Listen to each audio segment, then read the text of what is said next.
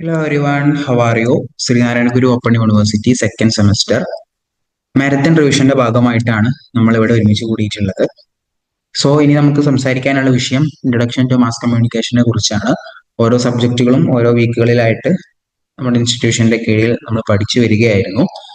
ഇനി നമ്മൾ പുതുതായിട്ട് സ്റ്റാർട്ട് ചെയ്യാൻ പോകുന്നത് ഇൻട്രൊഡക്ഷൻ ടു മാസ് കമ്മ്യൂണിക്കേഷൻ. ഇനി എക്സാമിന് ആകെ ഒരാഴ്ച സമയമാണ് ഉള്ളത്. അപ്പോൾ ഈ ഒരു ചുരുങ്ങിയ സമയത്തിനുള്ളിൽ എല്ലാ പ്രധാനപ്പെട്ട ഭാഗങ്ങളും വളരെ എക്സാം ഓറിയന്റഡ് ആയിക്കൊണ്ട് പഠിക്കുക എന്നുള്ളൊരു ഉദ്ദേശത്തിലാണ് ഈ ഒരു ടോപ്പിക് നമ്മൾ സ്റ്റാർട്ട് ചെയ്യുന്നത്. അപ്പോൾ അധികം ആമുഖങ്ങളില്ലാതെ നേരെ നമുക്ക് നമ്മുടെ ക്ലാസ്സിലേക്ക് കടക്കാമെന്ന് തോന്നുന്നു. ശ്രീനാരായണ ഓപ്പൺ യൂണിവേഴ്സിറ്റിയുടെ മാസ് കമ്മ്യൂണിക്കേഷൻ എന്നുള്ള ഒരു പേപ്പർ ഏത് വിഷയം എടുക്കുന്ന ആളുകളാണ് എന്നുണ്ടെങ്കിലും അവർക്ക് ചില കോമൺ പേപ്പറുകൾ യൂണിവേഴ്സിറ്റി പ്രൊവൈഡ് ചെയ്യാറുണ്ട്. ഏതൊരു മനുഷ്യനും ഏതൊരു ഗ്രാജുവേറ്റിനും ഉണ്ടായിരിക്കേണ്ട ചില അടിസ്ഥാന ഗുണങ്ങൾ, ചില അടിസ്ഥാന വിവരങ്ങൾ കൈമാറാൻ വേണ്ടിയിട്ടാണ് ഇത്തരത്തിലുള്ള വിഷയങ്ങൾ യൂണിവേഴ്സിറ്റി അവരുടെ സിലബസിൽ ഉൾപ്പെടുത്താറുള്ളത്. അവർ ഒരു പക്ഷേ അറബിക്ക് പഠിക്കുന്നവരാകാം, അല്ലെങ്കിൽ പൊളിറ്റിക്സ് പഠിക്കുന്നവരാകാം, പല തരത്തിലുള്ള വിഷയങ്ങൾ പഠിക്കുന്നവരാകാം. എന്തൊക്കെയാണെങ്കിലും ബേസിക്കായി നമുക്ക് അറിഞ്ഞിരിക്കേണ്ട, എല്ലാവർക്കും അറിഞ്ഞിരിക്കേണ്ട ചില വിഷയങ്ങൾ ഉണ്ടാവും. എൻവയോൺമെന്റ് ഒക്കെ പോലെയുള്ള സബ്ജക്റ്റുകൾ എല്ലാവർക്കും ധാരണ വേണ്ട വിഷയങ്ങളായതുകൊണ്ടാണ് ഇത്തരത്തിലുള്ള ചില അഡീഷണൽ സബ്ജക്റ്റുകൾ, ചിലപ്പോൾ അവരുടെ കോർ വിഷയവുമായിട്ട് യാതൊരു ബന്ധവും ഇല്ലെങ്കിൽ പോലും ഇത്തരം ചില പേപ്പറുകൾ കൂടി യൂണിവേഴ്സിറ്റി ഉൾപ്പെടുത്തുന്നത്. അതുകൊണ്ടാണ് അത്തരത്തിലുള്ള ഒരു കോമൺ പേപ്പറാണ് യഥാർത്ഥത്തിൽ ഇൻട്രൊഡക്ഷൻ ടു മാസ് കമ്മ്യൂണിക്കേഷൻ എന്നുള്ളത്. ഒരു ഗ്രാജുവേറ്റിനെ സംബന്ധിച്ചിടത്തോളം കൂടുതൽ മെച്ചപ്പെട്ട രൂപത്തിൽ സൊസൈറ്റിയിൽ ഇടപെടണമെന്നുണ്ടെങ്കിൽ പുതിയ കാലത്തെ കമ്മ്യൂണിക്കേഷൻ ടെക്നോളജിയെ കുറിച്ച്, അതിന്റെ പ്രസക്തിയെ കുറിച്ച്, അതിന്റെ ഉപയോഗത്തെ കുറിച്ചൊക്കെ നമുക്ക് കൃത്യമായിട്ടുള്ള ഒരു ധാരണ ഉണ്ടായിരിക്കുക എന്നുള്ളത് വളരെ പ്രധാനമാണ്. അതിനു വേണ്ടിയിട്ടാണ് ഇത്തരത്തിലുള്ള ഒരു സബ്ജക്റ്റ് ഉൾപ്പെടുത്തിയിട്ടുള്ളത്. സ്വാഭാവികമായിട്ടും ഒരു കോമൺ പേപ്പർ ആയതുകൊണ്ട് തന്നെ അതിൻ്റെതായിട്ടുള്ള ഒരു എളുപ്പം ഈ ഒരു വിഷയത്തിനുണ്ട്. വലിയ ഡെപ്തിലേക്കൊന്നും ചർച്ചകൾ പോകുന്നില്ല, വളരെ പെരിഫറൽ ആയിട്ടുള്ള ചർച്ചകൾ മാത്രമേ ഉള്ളൂ. ജസ്റ്റ് ഒന്ന് നോക്കിയാൽ തന്നെ പഠിച്ചെടുക്കാവുന്ന വളരെ സിമ്പിൾ ആയിട്ടുള്ള ഭാഗങ്ങൾ മാത്രമേ ഈ ഒരു പഠനത്തിന്റെ ഭാഗമായിട്ട് നമുക്ക് കൊണ്ടുവരാനുള്ളൂ. അപ്പോൾ ഒരു വിഷയത്തിലേക്ക് കടക്കുന്നതിന് മുമ്പ് ഒരു എക്സാം ഓറിയന്റഡ് ക്ലാസ് ആയതുകൊണ്ട്, മാരത്തൺ റിവിഷൻ ആയതുകൊണ്ട് നമ്മൾ ശ്രദ്ധിക്കേണ്ട കുറച്ച് ബേസിക് ആസ്പെക്ട്സ് ഉണ്ട്. അത് പറയാൻ ആഗ്രഹിക്കുകയാണ്. ഒന്നാമതായിട്ട് how to approach SNGO exam എന്നുള്ളതാണ്. എങ്ങനെയാണ് ശ്രീനാരായണ ഗുരു ഓപ്പൺ യൂണിവേഴ്സിറ്റിയുടെ ഒരു എക്സാം നിങ്ങൾ സമീപിക്കേണ്ടത്, മാസ് കമ്മ്യൂണിക്കേഷന്റെ ഒരു എക്സാം നിങ്ങൾ സമീപിക്കേണ്ടത് എന്നുള്ളത് പ്രധാനമാണ്. അപ്പോൾ എല്ലാവരും എക്സാം എഴുതുന്നത് പാസ്സാകാൻ വേണ്ടിയിട്ടാണ്. അതിൽ തന്നെ വ്യത്യസ്ത ടാർഗറ്റുകൾ വെക്കുന്നവരുണ്ടാകും. ചിലർക്ക് ജസ്റ്റ് പാസ് മാർക്ക് മതിയാവും, ചിലർ ഫുൾ മാർക്കിന് തന്നെ വേണ്ടി പഠിക്കുന്നവരുണ്ടാകും. ഏത് രീതിയിൽ പഠിക്കുന്നവരാണെങ്കിലും അവർ ശ്രദ്ധിക്കേണ്ട, അവർ കൂടുതൽ ടാക്ടിക്കലായിട്ട് മൂവ് ചെയ്യേണ്ട ഒരു ഭാഗം പരീക്ഷയുടെ സ്വഭാവത്തെ കുറിച്ച് കൃത്യമായിട്ട് അറിയുക എന്നുള്ളതാണ്. 2 അസൈൻമെന്റുകൾ നിങ്ങൾക്ക് വയ്ക്കാനുണ്ടായിരുന്നു, സ്ക്രിപ്റ്റീവ് അസൈൻമെന്റും ഒരു അനലറ്റിക്കൽ അസൈൻമെന്റും. അതിൽ നിന്നാണ് നിങ്ങൾക്ക് 30 മാർക്ക് ലഭിക്കുക. അത് ഓൾറെഡി ആ ഒരു വാലേറ്റ് ചെയ്തിട്ട് അതിന്റെ മാർക്ക് യൂണിവേഴ്സിറ്റി തയ്യാറാക്കിയിട്ടുണ്ടാകും. ടോട്ടൽ നമുക്ക് 100ലാണ് സ്കോർ വരിക. അപ്പോൾ അതിൽ ഫുൾ മാർക്ക് കിട്ടുകയാണ് എന്നുണ്ടെങ്കിൽ, നിങ്ങളുടെ അസൈൻമെന്റിൽ നിങ്ങൾക്ക് ഫുൾ മാർക്ക് കിട്ടുകയാണ് എന്നുണ്ടെങ്കിൽ, ഇപ്പോൾ നിങ്ങൾ അപ്രോച്ച് ചെയ്യാൻ പോകുന്ന റിട്ടേൺ എക്സാമിൽ നിങ്ങൾക്ക് ആകെ 21 മാർക്കിന്റെ ആവശ്യം ഉണ്ടാവുള്ളൂ.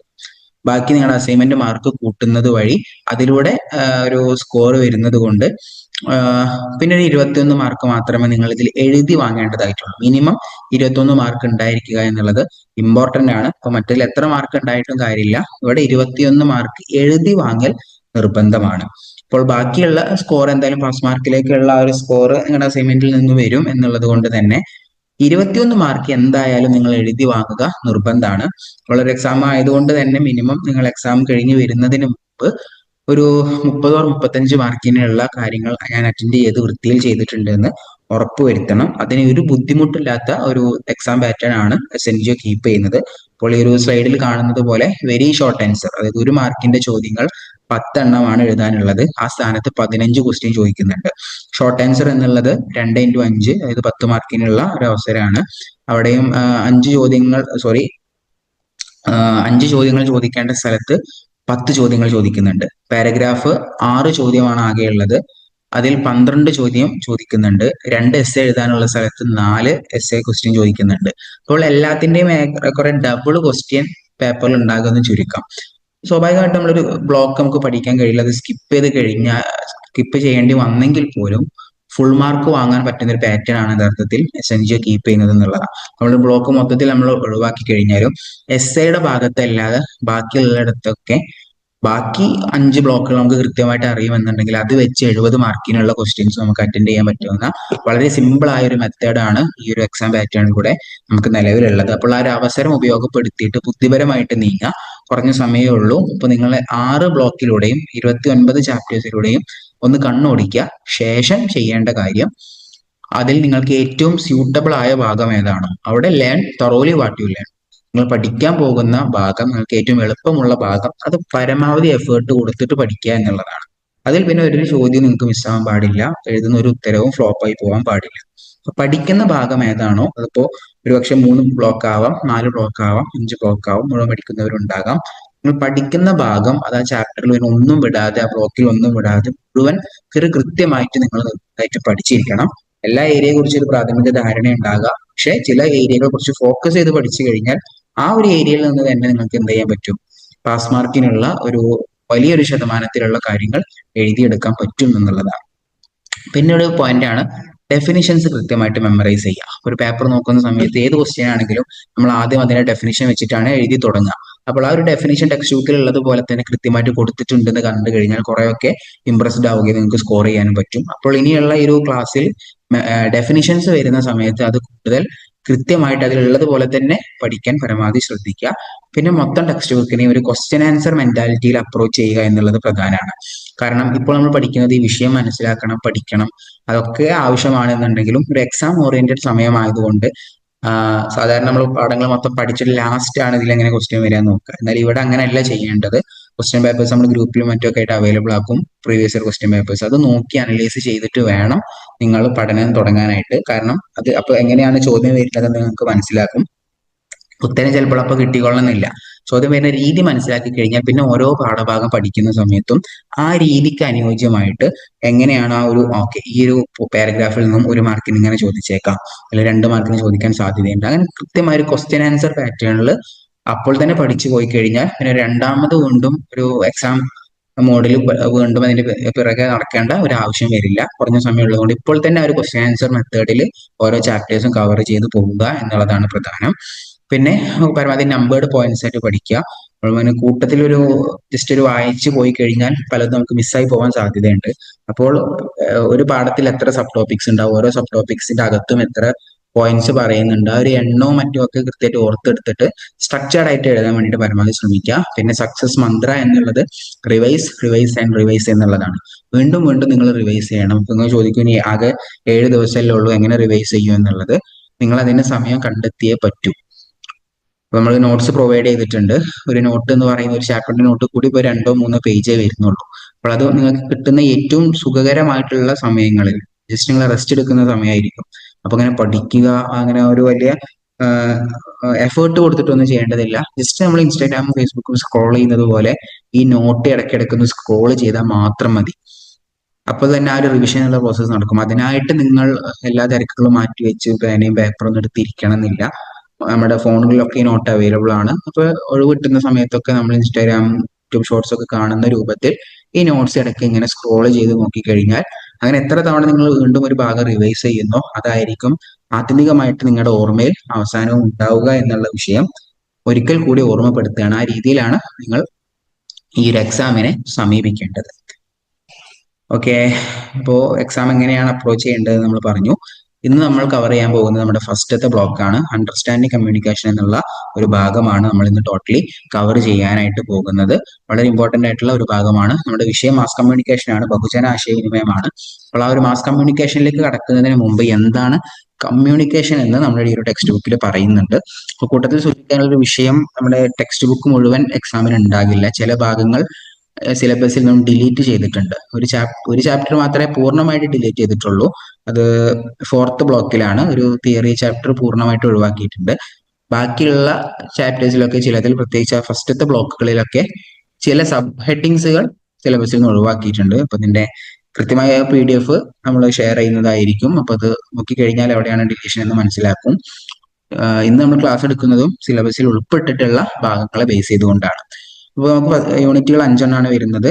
ഫസ്റ്റ് ബ്ലോക്കിൽ 5 യൂണിറ്റ് ആണുള്ളത്. ഒന്ന് എന്താണ് കമ്മ്യൂണിക്കേഷൻ, പിന്നെ അതിന്റെ എലമെന്റ്സ് ഏതൊക്കെയാണ്, വ്യത്യസ്ത തരത്തിലുള്ള ടൈപ്സ് ഓഫ് കമ്മ്യൂണിക്കേഷൻ ഏതൊക്കെയാണ്, അതിൽ തന്നെ വെർബൽ ആൻഡ് നോൺ വെർബൽ കമ്മ്യൂണിക്കേഷനെ കുറിച്ച് ഒരു എക്സ്ട്രാ ചാപ്റ്റർ വരുന്നുണ്ട്. അതിൽ തന്നെ ബാരിയേഴ്സ് ഓഫ് കമ്മ്യൂണിക്കേഷൻ എന്നുള്ള ഒരു ഇമ്പോർട്ടന്റ് ഭാഗം വരുന്നുണ്ട്. പിന്നെ മോഡൽസ് ഓഫ് കമ്മ്യൂണിക്കേഷൻ. അങ്ങനെ മൊത്തം 5 യൂണിറ്റുകളാണ് ഈ ഒരു ക്ലാസ്സിൽ നമ്മൾ ഡിസ്കസ് ചെയ്യാൻ പോകുന്നത്. ആ ഒരു ഗൗരവം മനസ്സിലാക്കിയിട്ട് എല്ലാവരും വളരെ അടിപൊളിയായിട്ട് പഠിക്കണമെന്ന് ഒരിക്കൽ കൂടി ഓർമ്മപ്പെടുത്തുകയാണ്. അപ്പോൾ നേരത്തെ പറഞ്ഞ ആ ഒരു പോയിന്റ്സ് നിങ്ങളുടെ ഓർമ്മയിൽ ഉണ്ടായിരിക്കുക. ഷോർട്ട് ആൻസർ ടൈപ്പ് അത് 1 മാർക്കിന് 2 മാർക്കിനുള്ളത് ഉണ്ടാകും, പാരഗ്രാഫ് ക്വസ്റ്റ്യൻ ഉണ്ടാകും, എസ്സേ ക്വസ്റ്റ്യൻ ഉണ്ടാകും. അപ്പോൾ ഓരോ ഏരിയ പഠിക്കുമ്പോഴും ഇത് എങ്ങനെയൊക്കെ ചോദിക്കാം എന്ന് മനസ്സിൽ കരുതുക. എന്നിട്ട് സ്ട്രെസ് കൊടുക്കേണ്ടടുത്ത് സ്ട്രെസ് കൊടുത്തിട്ട് കൃത്യമായിട്ട് ഇപ്പോൾ തന്നെ പഠിച്ചു പോവുക. പഠനത്തിന് വേണ്ടി മറ്റൊരു സമയം എന്നുള്ളത് കാത്തു നിൽക്കേണ്ടതില്ല. വളരെ ഈസി ആയിട്ടുള്ള ഭാഗങ്ങളാണ്, നമുക്ക് അറിയാവുന്ന, നമ്മൾ അനുഭവിക്കുന്ന നമ്മൾ ചെയ്യുന്ന പ്രവർത്തനമാണ് ആശയവിനിമയം എന്നുള്ളത്. സ്വന്തം ജീവിതത്തിലേക്ക് കണക്ട് ചെയ്തിട്ട് ആ പോയിന്റുകളെ ഒരു ചിട്ടപ്പെടുത്തിയിട്ട് പഠിക്കുക എന്നുള്ളത് മാത്രമേ ചെയ്യേണ്ടതുള്ളൂ. ഒരിക്കലും ഈ വിഷയത്തെ ഒരു വലിയ ടാസ്ക് ആയിട്ട്, ഒരു പ്രയാസമായിട്ട് ആരും കാണരുത് എന്ന് ഒരിക്കൽ കൂടി ഓർമ്മപ്പെടുത്തുകയാണ്. അപ്പോൾ നമ്മുടെ ഫസ്റ്റത്തെ ബ്ലോക്കിലെ ഫസ്റ്റത്തെ യൂണിറ്റ് ആയിട്ടുള്ള കമ്മ്യൂണിക്കേഷൻ ആൻഡ് ഇൻട്രൊഡക്ഷണറി ആ ഒരു പാർട്ടിലേക്ക് കടക്കുകയാണ്. 5 ഏരിയാസ് ആണ് ഈ ഒരു യൂണിറ്റിൽ ഉള്ളത്. അതിൽ 3 മാത്രമേ സിലബസിൽ സ്പെസിഫൈ ചെയ്തിട്ടുള്ളൂ. Concept of communication, definitions of communication, functions of communication. ഈ 3 സിലബസിൽ മെൻഷൻ ചെയ്തിട്ടുള്ളത്.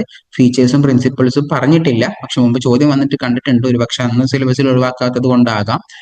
അതും ഒഴിവാക്കിയ ഭാഗങ്ങൾ വളരെ എളുപ്പമാണ്. നമ്മൾ ഈ ക്ലാസ്സിൽ ജസ്റ്റ് അത് പറഞ്ഞു പോകും. അഥവാ ഇൻ കേസ് ചോദിച്ചു കഴിഞ്ഞാൽ അത് മിസ്സാകാതിരിക്കാനോ, പിന്നെ ഏതെങ്കിലും എസ്സേ ക്വസ്റ്റ്യൻ ഒക്കെ എഴുതുന്ന സമയത്ത് നിങ്ങൾക്ക് ആൻസർ ഒന്നുകൂടി ഡെവലപ്പ് ചെയ്ത് എഴുതാനൊക്കെ സഹായകമായ പോയിന്റുകളായതുകൊണ്ട് സിലബസിൽ നിന്ന് കാണാനില്ലെങ്കിലും ഈ ഒരു ചാപ്റ്റർ നമ്മൾ ഇവിടെ മുഴുവനായിട്ട് ഡിസ്കസ് ചെയ്യാനാണ് ആഗ്രഹിക്കുന്നത്.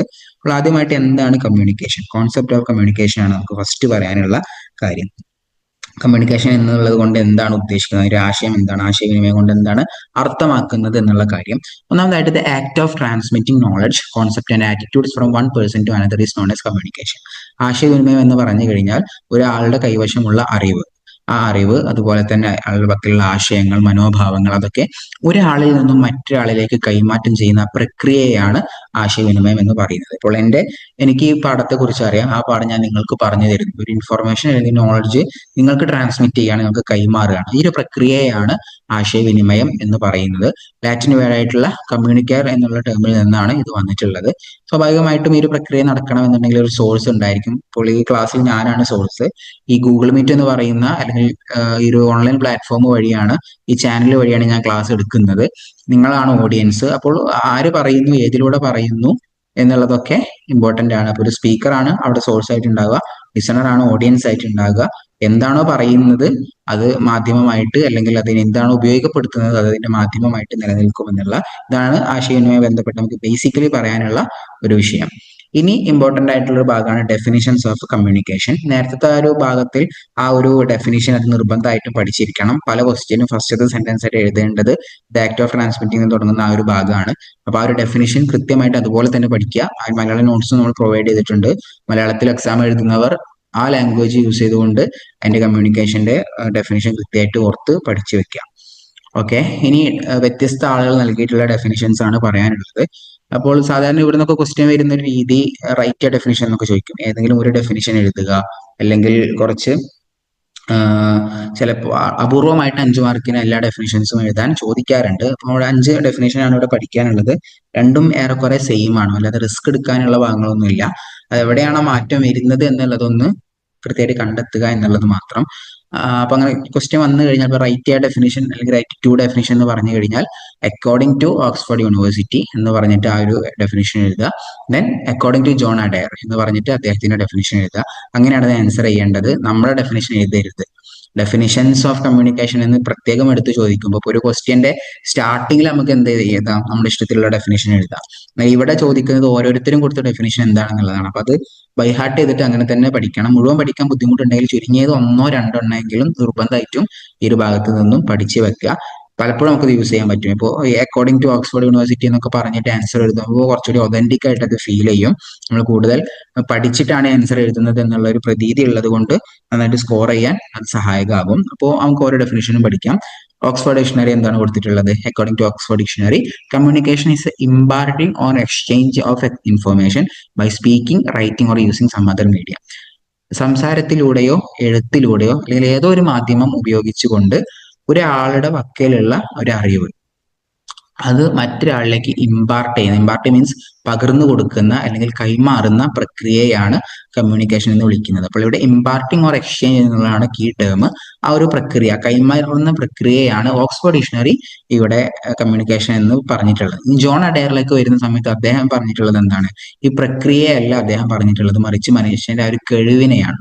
Communication is a is essentially the ability of one person to make contact with another and make himself or herself understood. ഒരാൾക്കും മറ്റൊരാളുമായിട്ട് പരസ്പരം ബന്ധം സ്ഥാപിക്കാനും അങ്ങോട്ടും ഇങ്ങോട്ടും കാര്യങ്ങൾ മനസ്സിലാക്കാനുമുള്ള കഴിവിനെയാണ് ഇവിടെ കമ്മ്യൂണിക്കേഷൻ എന്ന് വിളിച്ചിട്ടുള്ളത്. അപ്പൊ നേരത്തെ ആ ഒരു പ്രക്രിയയായിരുന്നു, ഇവിടെ പ്രക്രിയയല്ല, മറിച്ച് ആ പ്രക്രിയ ചെയ്യാനുള്ള ഒരാളുടെ കഴിവിനെയാണ് ജോൺ അഡെയർ കമ്മ്യൂണിക്കേഷൻ എന്ന് വിളിച്ചിട്ടുള്ളത്. അപ്പോൾ ഇതൊരു കുറച്ച് ഡിഫറൻസ് വരുന്ന രണ്ട് ഡെഫിനേഷൻ ആണ്. പരമാവധി ഈ രണ്ടെണ്ണം കൃത്യമായിട്ട് നിങ്ങൾ പഠിക്കാൻ ശ്രമിക്കുക. ദെൻ പിന്നെ വില്യം ന്യൂമാന്റെയും ചാൾസ് സെമിനറുടെയും ഒരു നോക്കുമ്പോൾ is an exchange of ideas, facts and opinions or emotions of two or more persons. രണ്ടോ അതിലധികമോ ആളുകൾ തമ്മിൽ ഈ ഒരു കമ്മ്യൂണിക്കേഷൻ കൈമാറുന്ന പ്രക്രിയ സമാനമായ അർത്ഥം തന്നെയാണ് വരുന്നത്. ഇനി ലൂയിസ് അലന്റെ ഒരു ഡെഫിനേഷനിലേക്ക് വരുമ്പോൾ communication is A bridge of meaning. കുറച്ചുകൂടി വെറൈറ്റി ആയിട്ടുള്ള സാധനമാണ്, പഠിക്കാൻ എളുപ്പമാണ്, വേണമെങ്കിൽ അപ്പൊ അതും പഠിക്കാവുന്നതാണ്. ലൂയിസ് അലൻ അദ്ദേഹം പറഞ്ഞിട്ടുള്ളത് അർത്ഥങ്ങൾ തമ്മിലുള്ള പാലമാണ് ആശയവിനിമയം എന്നുള്ളത്. ഒരാൾക്കൊരു കാര്യം പറഞ്ഞ് മനസ്സിലാക്കുക എന്ന് പറയുമ്പോൾ അവിടെ എന്റെ പക്കലുള്ള കുറച്ച് പൊരുളുകൾ ഞാൻ അങ്ങോട്ട് കൈമാറാണ്, അർത്ഥങ്ങൾ കൈമാറുകയാണ് ചെയ്യുന്നത്. അപ്പോൾ ആ അർത്ഥങ്ങൾ തമ്മിൽ വെക്കുന്ന ഒരു പാലത്തെയാണ് നമ്മൾ ആശയവിനിമയം എന്ന് വിളിക്കുന്നത്. അപ്പോൾ അത് സിസ്റ്റമാറ്റിക് ആയിട്ടും തുടർച്ചയായിട്ടും എന്ത് ചെയ്യുന്നു, പറയുന്നു, കേൾക്കുന്നു, മനസ്സിലാക്കുന്നു. ടെല്ലിംഗ്, ലിസണിങ് ആൻഡ് അണ്ടർസ്റ്റാൻഡിങ്, ഈ കാര്യങ്ങളൊക്കെ ചെയ്തുകൊണ്ട് രണ്ടർത്ഥങ്ങൾ തമ്മിൽ അല്ലെങ്കിൽ ഒരു അർത്ഥം മറ്റൊരാളിൽ നിന്ന് മറ്റൊരാളിലേക്ക് പാസ് ചെയ്യുന്ന ഒരു പാലത്തെയാണ് കമ്മ്യൂണിക്കേഷൻ എന്ന് വിളിക്കുന്നത്. അപ്പൊ അവിടെ ബ്രിഡ്ജ് എന്നുള്ള ഒരു ടേം കീവേഡ് ആണ്, അത് ശ്രദ്ധിക്കുക. പിന്നെ പീറ്റർ ലിറ്റിലിന്റെ ഒരു ഡെഫിനേഷൻ ആണ്, പ്രത്യേകിച്ചൊന്നും വരുന്നില്ല. It is a process by which information is transmitted between individuals and organisation so that an understanding response result. അതൊരു ഒരാളൊരു കാര്യം മനസ്സിലാക്കുക എന്നുള്ള റിസൾട്ടിന്റെ ഉദ്ദേശത്തോടുകൂടി ഒരു വ്യക്തിയോ അല്ലെങ്കിൽ ഒരു സ്ഥാപനമോ ഈ ഒരു കൈമാറ്റം നടത്തുന്ന, ആശയവിനിമയം നടത്തുന്ന സംഗതിയാണ് അദ്ദേഹം ഇവിടെ കമ്മ്യൂണിക്കേഷന്റെ ഡെഫിനിഷനായിട്ട് കണ്ടിട്ടുള്ളത്. അപ്പോൾ ഇത് ഏറ്റവും സിമ്പിളായ ഭാഗങ്ങൾ കൃത്യമായിട്ട് പഠിക്കണമെന്ന് കൂടുതൽ ഓർമ്മപ്പെടുത്തുന്നു. അപ്പോൾ അക്കോർഡിംഗ് ടു ഓക്സ്ഫോർഡ് ഡിക്ഷണറി, അല്ലെങ്കിൽ മലയാളത്തിൽ എഴുതുന്നവർ ഓക്സ്ഫോർഡ് നിഘണ്ടുവിന്റെ അടിസ്ഥാനത്തിൽ അല്ലെങ്കിൽ ഓക്സ്ഫോർഡ് നിഘണ്ടു പറയുന്നത് പ്രകാരം എന്നൊക്കെ പറഞ്ഞ് കൃത്യമായിട്ട് ആ ഒരു സെന്റൻസ് തന്നെ എഴുതാൻ ശ്രമിക്കുക. അതാണ് ഈ ഒരു ഭാഗത്ത് പറയാനുള്ളത്. പിന്നെ ഫീച്ചേഴ്സ് ഓഫ് കമ്മ്യൂണിക്കേഷൻ നമ്മളുടെ സിലബസിൽ ഉൾപ്പെട്ട് കണ്ടിട്ടില്ല, എങ്കിലും ജസ്റ്റ് ആ ഒരു എന്തൊക്കെയാണെന്നുള്ളതൊന്ന് ഓർത്തു വെക്കുന്നത് നല്ലതാണ്. ചിലപ്പോൾ എസ് എഴുതുമ്പോഴൊക്കെ ഒന്ന് ഡെവലപ്പ് ചെയ്ത് എഴുതാൻ സഹായകമാവും. 5 ഫീച്ചേഴ്സ് ആണ് വരുന്നത്, 5 സവിശേഷതകൾ. ഒന്നാമത്തത് ഒരു കാര്യം മനസ്സിലാക്കാൻ സഹായിക്കുന്നു. It's a key to understand. Key എന്ന് പറഞ്ഞാൽ താക്കോൽ. ഒരു കാര്യം മനസ്സിലാക്കണമെങ്കിൽ നമുക്ക് താക്കോൽ ഇട്ട് തുറക്കണം. ആ താക്കോലിന്റെ പേരാണ് ആശയവിനിമയം എന്നുള്ളത്. പിന്നെ ഇത് 2 വേ പ്രോസസ് ആണ്. ഒരു കമ്മ്യൂണിക്കേഷൻ എഫക്റ്റീവ് ആകണം എന്നുണ്ടെങ്കിൽ ഞാനൊരു കാര്യം പറയുന്നു, നിങ്ങൾ അതിനോട് പ്രതികരിക്കുന്നു. പ്രതികരണം പല രൂപത്തിലാകാം. ഒന്നുകിൽ എനിക്ക് മനസ്സിലായി എന്ന് പറയാം, അല്ലെങ്കിൽ മനസ്സിലായില്ല എന്ന് പറയാം, അല്ലെങ്കിൽ നിങ്ങളത് മനസ്സിലാക്കാം. അങ്ങനെ ഏത് തരത്തിലും അപ്പുറത്ത് ഒരു റിസൾട്ട് ഉണ്ടെങ്കിൽ മാത്രമേ അത് വർക്ക് ചെയ്യുള്ളൂ. 2 വേ പ്രോസസ് ആണ്. ഫീഡ്ബാക്ക് വളരെ പ്രധാനമാണ് ചുരുക്കം. പിന്നെ റെസ്പോൺസ് ഓറിയന്റഡ് ആണ്. ഞാനിപ്പോൾ ഈ ക്ലാസ് എടുക്കുന്നത് നിങ്ങൾക്ക് ഈ പാഠഭാഗങ്ങൾ മനസ്സിലാകണം എന്നുള്ള ഉദ്ദേശത്തിന്റെ പുറത്താണ്. അപ്പോൾ നിങ്ങളിൽ നിന്നും ഉണ്ടാകുന്ന ഒരു പ്രതികരണത്തെ പ്രതീക്ഷിച്ചിട്ടാണ് ഞാൻ സംസാരിക്കുന്നത്. അതുകൊണ്ട് തന്നെ ഇത് റെസ്പോൺസ് ഓറിയന്റഡ് ആണ്. ഒരു ബോസ് തന്റെ സ്റ്റാഫിനോട് ഒരു കാര്യം കൽപ്പിക്കുമ്പോൾ അയാൾ ആഗ്രഹിക്കുന്നത് എന്താണ്? ആ കാര്യം അയാൾ അനുസരിക്കണം എന്നുള്ള ആ അനുസരണയാണ് അവിടെ റെസ്പോൺസ് ആയിട്ട് വരുന്നത്. അപ്പോൾ അത്തരം റെസ്പോൺസുകളെ പ്രതീക്ഷിച്ചിട്ടാണ് ഈ ഒരു പ്രവർത്തനം നടക്കാറുള്ളത്. ദെൻ റിക്വയർസ് അറ്റ്ലീസ്റ്റ് 2, ചുരുങ്ങിയത് 2 ആളെങ്കിലും വേണം. ഒരു സെൻഡറും അതുപോലെ തന്നെ റെസിപ്പന്റും വേണം എന്നുള്ളതാണ്. ഒരു അയക്കുന്ന ആളും ഒരു കേൾക്കുന്ന ആളുണ്ടെങ്കിൽ മാത്രമല്ലേ കമ്മ്യൂണിക്കേഷൻ നടക്കുള്ളൂ. അതുകൊണ്ട് 2 ആൾ ഉണ്ടാവണം. പിന്നെ ഇത് സർക്കുലർ പ്രോസസ് ആണ്. ഒരാൾ പറയും, മറ്റാൾ കേൾക്കും, ആ കേട്ട ആൾ പിന്നെ പറയും, അപ്പോൾ മറ്റാൾ കേൾക്കും. അങ്ങനെ അങ്ങോട്ടും ഇങ്ങോട്ടും നടക്കുന്ന ഒരു സർക്കുലർ പ്രോസസ് ആയിട്ട് ഈ ഒരു കമ്മ്യൂണിക്കേഷനെ മനസ്സിലാക്കാം. ഈ ഫീച്ചേഴ്സ് സിലബസിൽ പറഞ്ഞിട്ടില്ല, എങ്കിലും ഈ പോയിന്റ്സ് ഓർത്തു വെച്ചാൽ ചിലപ്പോൾ ഒന്നും അറിയാത്തൊരവസ്ഥ വന്നു കഴിഞ്ഞാൽ ചില എസ്എ ക്വസ്റ്റ്യൻസിലൊക്കെ ഒരു അഡീഷണൽ ആയിട്ട് എഴുതാൻ സഹായകമായ ഭാഗമാണ്. പിന്നെ ഇമ്പോർട്ടന്റ് ആയ ഒരു പാർട്ടാണ് ഫങ്ഷൻസ് ഓഫ് കമ്മ്യൂണിക്കേഷൻ എന്നുള്ളത്. സിലബസിൽ ഉൾപ്പെട്ടിട്ടുള്ള ഒരു ഭാഗമാണ് ഫങ്ഷൻസ് ഓഫ് കമ്മ്യൂണിക്കേഷൻ. വളരെ ഇമ്പോർട്ടന്റ് ആണ്, ചോദിക്കാനുള്ള സാധ്യത കൂടുതലാണ്, വളരെ എളുപ്പവുമാണ്. ഫങ്ഷൻസ് മീൻസ് ധർമ്മങ്ങൾ. എന്തിനാണ് നമ്മൾ കമ്മ്യൂണിക്കേറ്റ് ചെയ്യുന്നത്, അതിന് നമ്മൾ ഉദ്ദേശിക്കുന്ന ലക്ഷ്യങ്ങൾ എന്താണെന്നുള്ളതാണ്. 3 എണ്ണമാണുള്ളത്. ആ 3 എണ്ണം അങ്ങനെ തന്നെ എണ്ണി പഠിച്ചു വെക്കുക. എഴുതുമ്പോൾ ആ എണ്ണി തന്നെ എഴുതുകയും ചെയ്യുക. അപ്പോൾ what are the functions of communication എന്ന ക്വസ്റ്റ്യൻ വന്നു കഴിഞ്ഞാൽ ആദ്യം എന്താണ് കമ്മ്യൂണിക്കേഷൻ എന്നുള്ള ഒരു ഡെഫിനിഷൻ എഴുതുക. പിന്നെ ഫങ്ഷൻസ് ഓഫ് കമ്മ്യൂണിക്കേഷൻ അത് 3 ആണെന്ന് എഴുതിയിട്ട് 1 അങ്ങനെ ഇട്ടിട്ട് വേണം ഈ ഒരു ഭാഗം ആൻസർ ചെയ്യാൻ. അത് വേണ്ടി ടു ഇൻഫോം, ഒരാളൊരു കാര്യം അറിയിക്കുക. കേവലമായ ഒരു അറിയിക്കൽ അതാണ് ഉദ്ദേശിക്കുന്നത്. ടു പെർസ്യൂഡ്, ഒരാളെ ബോധ്യപ്പെടുത്തുക. മൂന്നാമത്തെ ടു മോട്ടിവേറ്റ്, ഒരാളെ ഒരു കാര്യത്തിന് വേണ്ടി പ്രചോദിപ്പിക്കുക. അപ്പോൾ ഇതൊരു ലെവലാണ്. ആദ്യം ജസ്റ്റ് ഇപ്പൊ ഇങ്ങനെ അറിയിച്ചു. അപ്പോൾ ഇന്ത്യയിലെ ഏറ്റവും നമ്പർ 1 യൂണിവേഴ്സിറ്റി എന്നുള്ളത് JNU ആണ്.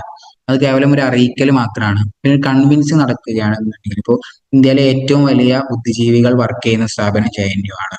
ഏറ്റവും കൂടുതൽ റാങ്കുള്ള കുട്ടികൾ പഠിക്കുന്ന സ്ഥാപനം JNU ആണ്. അപ്പോൾ വളരെ പൊളിറ്റിക്കലി വൈബ്രന്റ് ആയിട്ടുള്ള ഒരു ക്യാമ്പസ് ആണ് JNU. അതുകൊണ്ട് ആ ക്യാമ്പസ് ആണ് ഇന്ത്യയിലെ നമ്പർ 1 എന്ന് പറയുമ്പോൾ അത് കൺവിൻസിംഗ് ആയിട്ട് മാറി. ഒരാളൊരു കാര്യം നമ്മൾ പറഞ്ഞ് ബോധ്യപ്പെടുത്തുകയാണ്, ജസ്റ്റ് അറിയിക്കുക മാത്രമല്ല മറിച്ച് ബോധ്യപ്പെടുത്തുകയാണ്. ഇനി മോട്ടിവേഷൻ എന്ന് പറയുമ്പോൾ ഒന്നുകൂടി ആ ടാസ്കുകൾ ക്ലാരിഫൈ ചെയ്തുകൊണ്ട് ഫീഡ്ബാക്ക് ഒക്കെ കൃത്യമായിട്ട് വാങ്ങിക്കൊണ്ട് ആളുകളെ എൻകറേജ് ചെയ്യുന്നതായിരിക്കും. ഇപ്പോൾ ഉദാഹരണത്തിന് അയാളോട് പഠിക്കാൻ പറയുകയാണ് എന്നുണ്ടെങ്കിൽ, ഇപ്പൊ അയാൾക്ക് JNU പഠിക്കാൻ താല്പര്യമില്ല, അപ്പൊ നമ്മൾ ജസ്റ്റ് JNU പ്രധാനമാണെന്ന് പറഞ്ഞു, അവിടുത്തെ ഫീച്ചേഴ്സ് ഒക്കെ പറഞ്ഞിട്ട് ബോധ്യപ്പെടുത്തി, എന്നിട്ട് പിന്നെ അവിടെ പോയി പഠിക്കാൻ ഈ ഒരു സ്റ്റുഡന്റിനെ നമ്മൾ എൻകറേജ് ചെയ്യുമ്പോൾ അവിടെ മോട്ടിവേഷൻ നടന്നു. ഈ 3 പ്രവർത്തനങ്ങളാണ് കമ്മ്യൂണിക്കേഷൻ ചെയ്യുന്നത്. ഒന്നുകിൽ ജസ്റ്റ് ഒരു കാര്യം അറിയിക്കും, അല്ലെങ്കിൽ ആളുകളെ പറഞ്ഞ് ബോധ്യപ്പെടുത്തും, പിന്നെ പ്രചോദിപ്പിക്കുക. അപ്പോൾ ഫസ്റ്റ് സ്റ്റേജ് ആണ് ഇൻഫോം എന്നുള്ളത്. പെർസ്യൂഡ് എന്ന് പറയുമ്പോൾ ഒന്നുകൂടി മുകളിലായി, മോട്ടിവേഷൻ എന്ന് പറയുമ്പോൾ അൾട്രാ ലെവലിലുള്ള സംഗതിയായി. ഈ എഫക്റ്റീവ് കമ്മ്യൂണിക്കേഷൻ നടക്കണമെന്നുണ്ടെങ്കിൽ, നമ്മൾ നടത്തുന്ന ആശയവിനിമയം ഒരു ഉപകാരത്തിൽ പെടണമെന്നുണ്ടെങ്കിൽ ഈ 3 ഉണ്ടാവുക എന്നുള്ളത് വളരെ പ്രധാനമാണ്. ഇനി നമുക്ക് അവസാനമായിട്ട് പറയാനുള്ള ഭാഗമാണ് പ്രിൻസിപ്പിൾസ് ഓഫ് കമ്മ്യൂണിക്കേഷൻ. 6 തത്വങ്ങളെ കുറിച്ച് പറയുന്നുണ്ട്. ഈ 6 തത്വങ്ങൾ സൂക്ഷിച്ചെങ്കിൽ മാത്രമേ ആശയവിനിമയം കൃത്യമായിട്ട് നടക്കുള്ളൂ എന്നുള്ളതാണ് പഠനങ്ങൾ പറയുന്നത്. ഒരു കമ്മ്യൂണിക്കേഷൻ അത് കൃത്യമായി എഫക്റ്റീവായിട്ടും ക്ലിയർ ആയിട്ട് നടക്കണം എന്നുണ്ടെങ്കിൽ ഈ 6 തത്വങ്ങൾ നമ്മൾ ശ്രദ്ധിക്കണം. അപ്പോൾ അത് നിലവിൽ സിലബസിൽ കാണാനില്ല, ജസ്റ്റ് 6 മനസ്സിലാക്കി വെക്കുക, ആവശ്യം വന്നാൽ എഴുതുക എന്നുള്ളത് മാത്രം. ഒന്നാമതായിട്ട് പ്രിൻസിപ്പിൾ ഓഫ് അണ്ടർസ്റ്റാൻഡിംഗ് ആണ്. കാര്യം മനസ്സിലാക്കാൻ പറ്റണം. ആശയവിനിമയം നടത്തുന്നത് ഒരാൾക്കൊരു കാര്യം മനസ്സിലാകാനാണ്. അപ്പൊ ആ സംഗതി ക്ലിയർ ആവുക എന്നുള്ള അണ്ടർസ്റ്റാൻഡിംഗ് എന്നുള്ള പ്രോസസ് ഇവിടെ പ്രധാനമാണ്. പിന്നെ വരുന്നൊരു പോയിന്റാണ് പ്രിൻസിപ്പിൾ ഓഫ് അറ്റൻഷൻ എന്നുള്ളത്.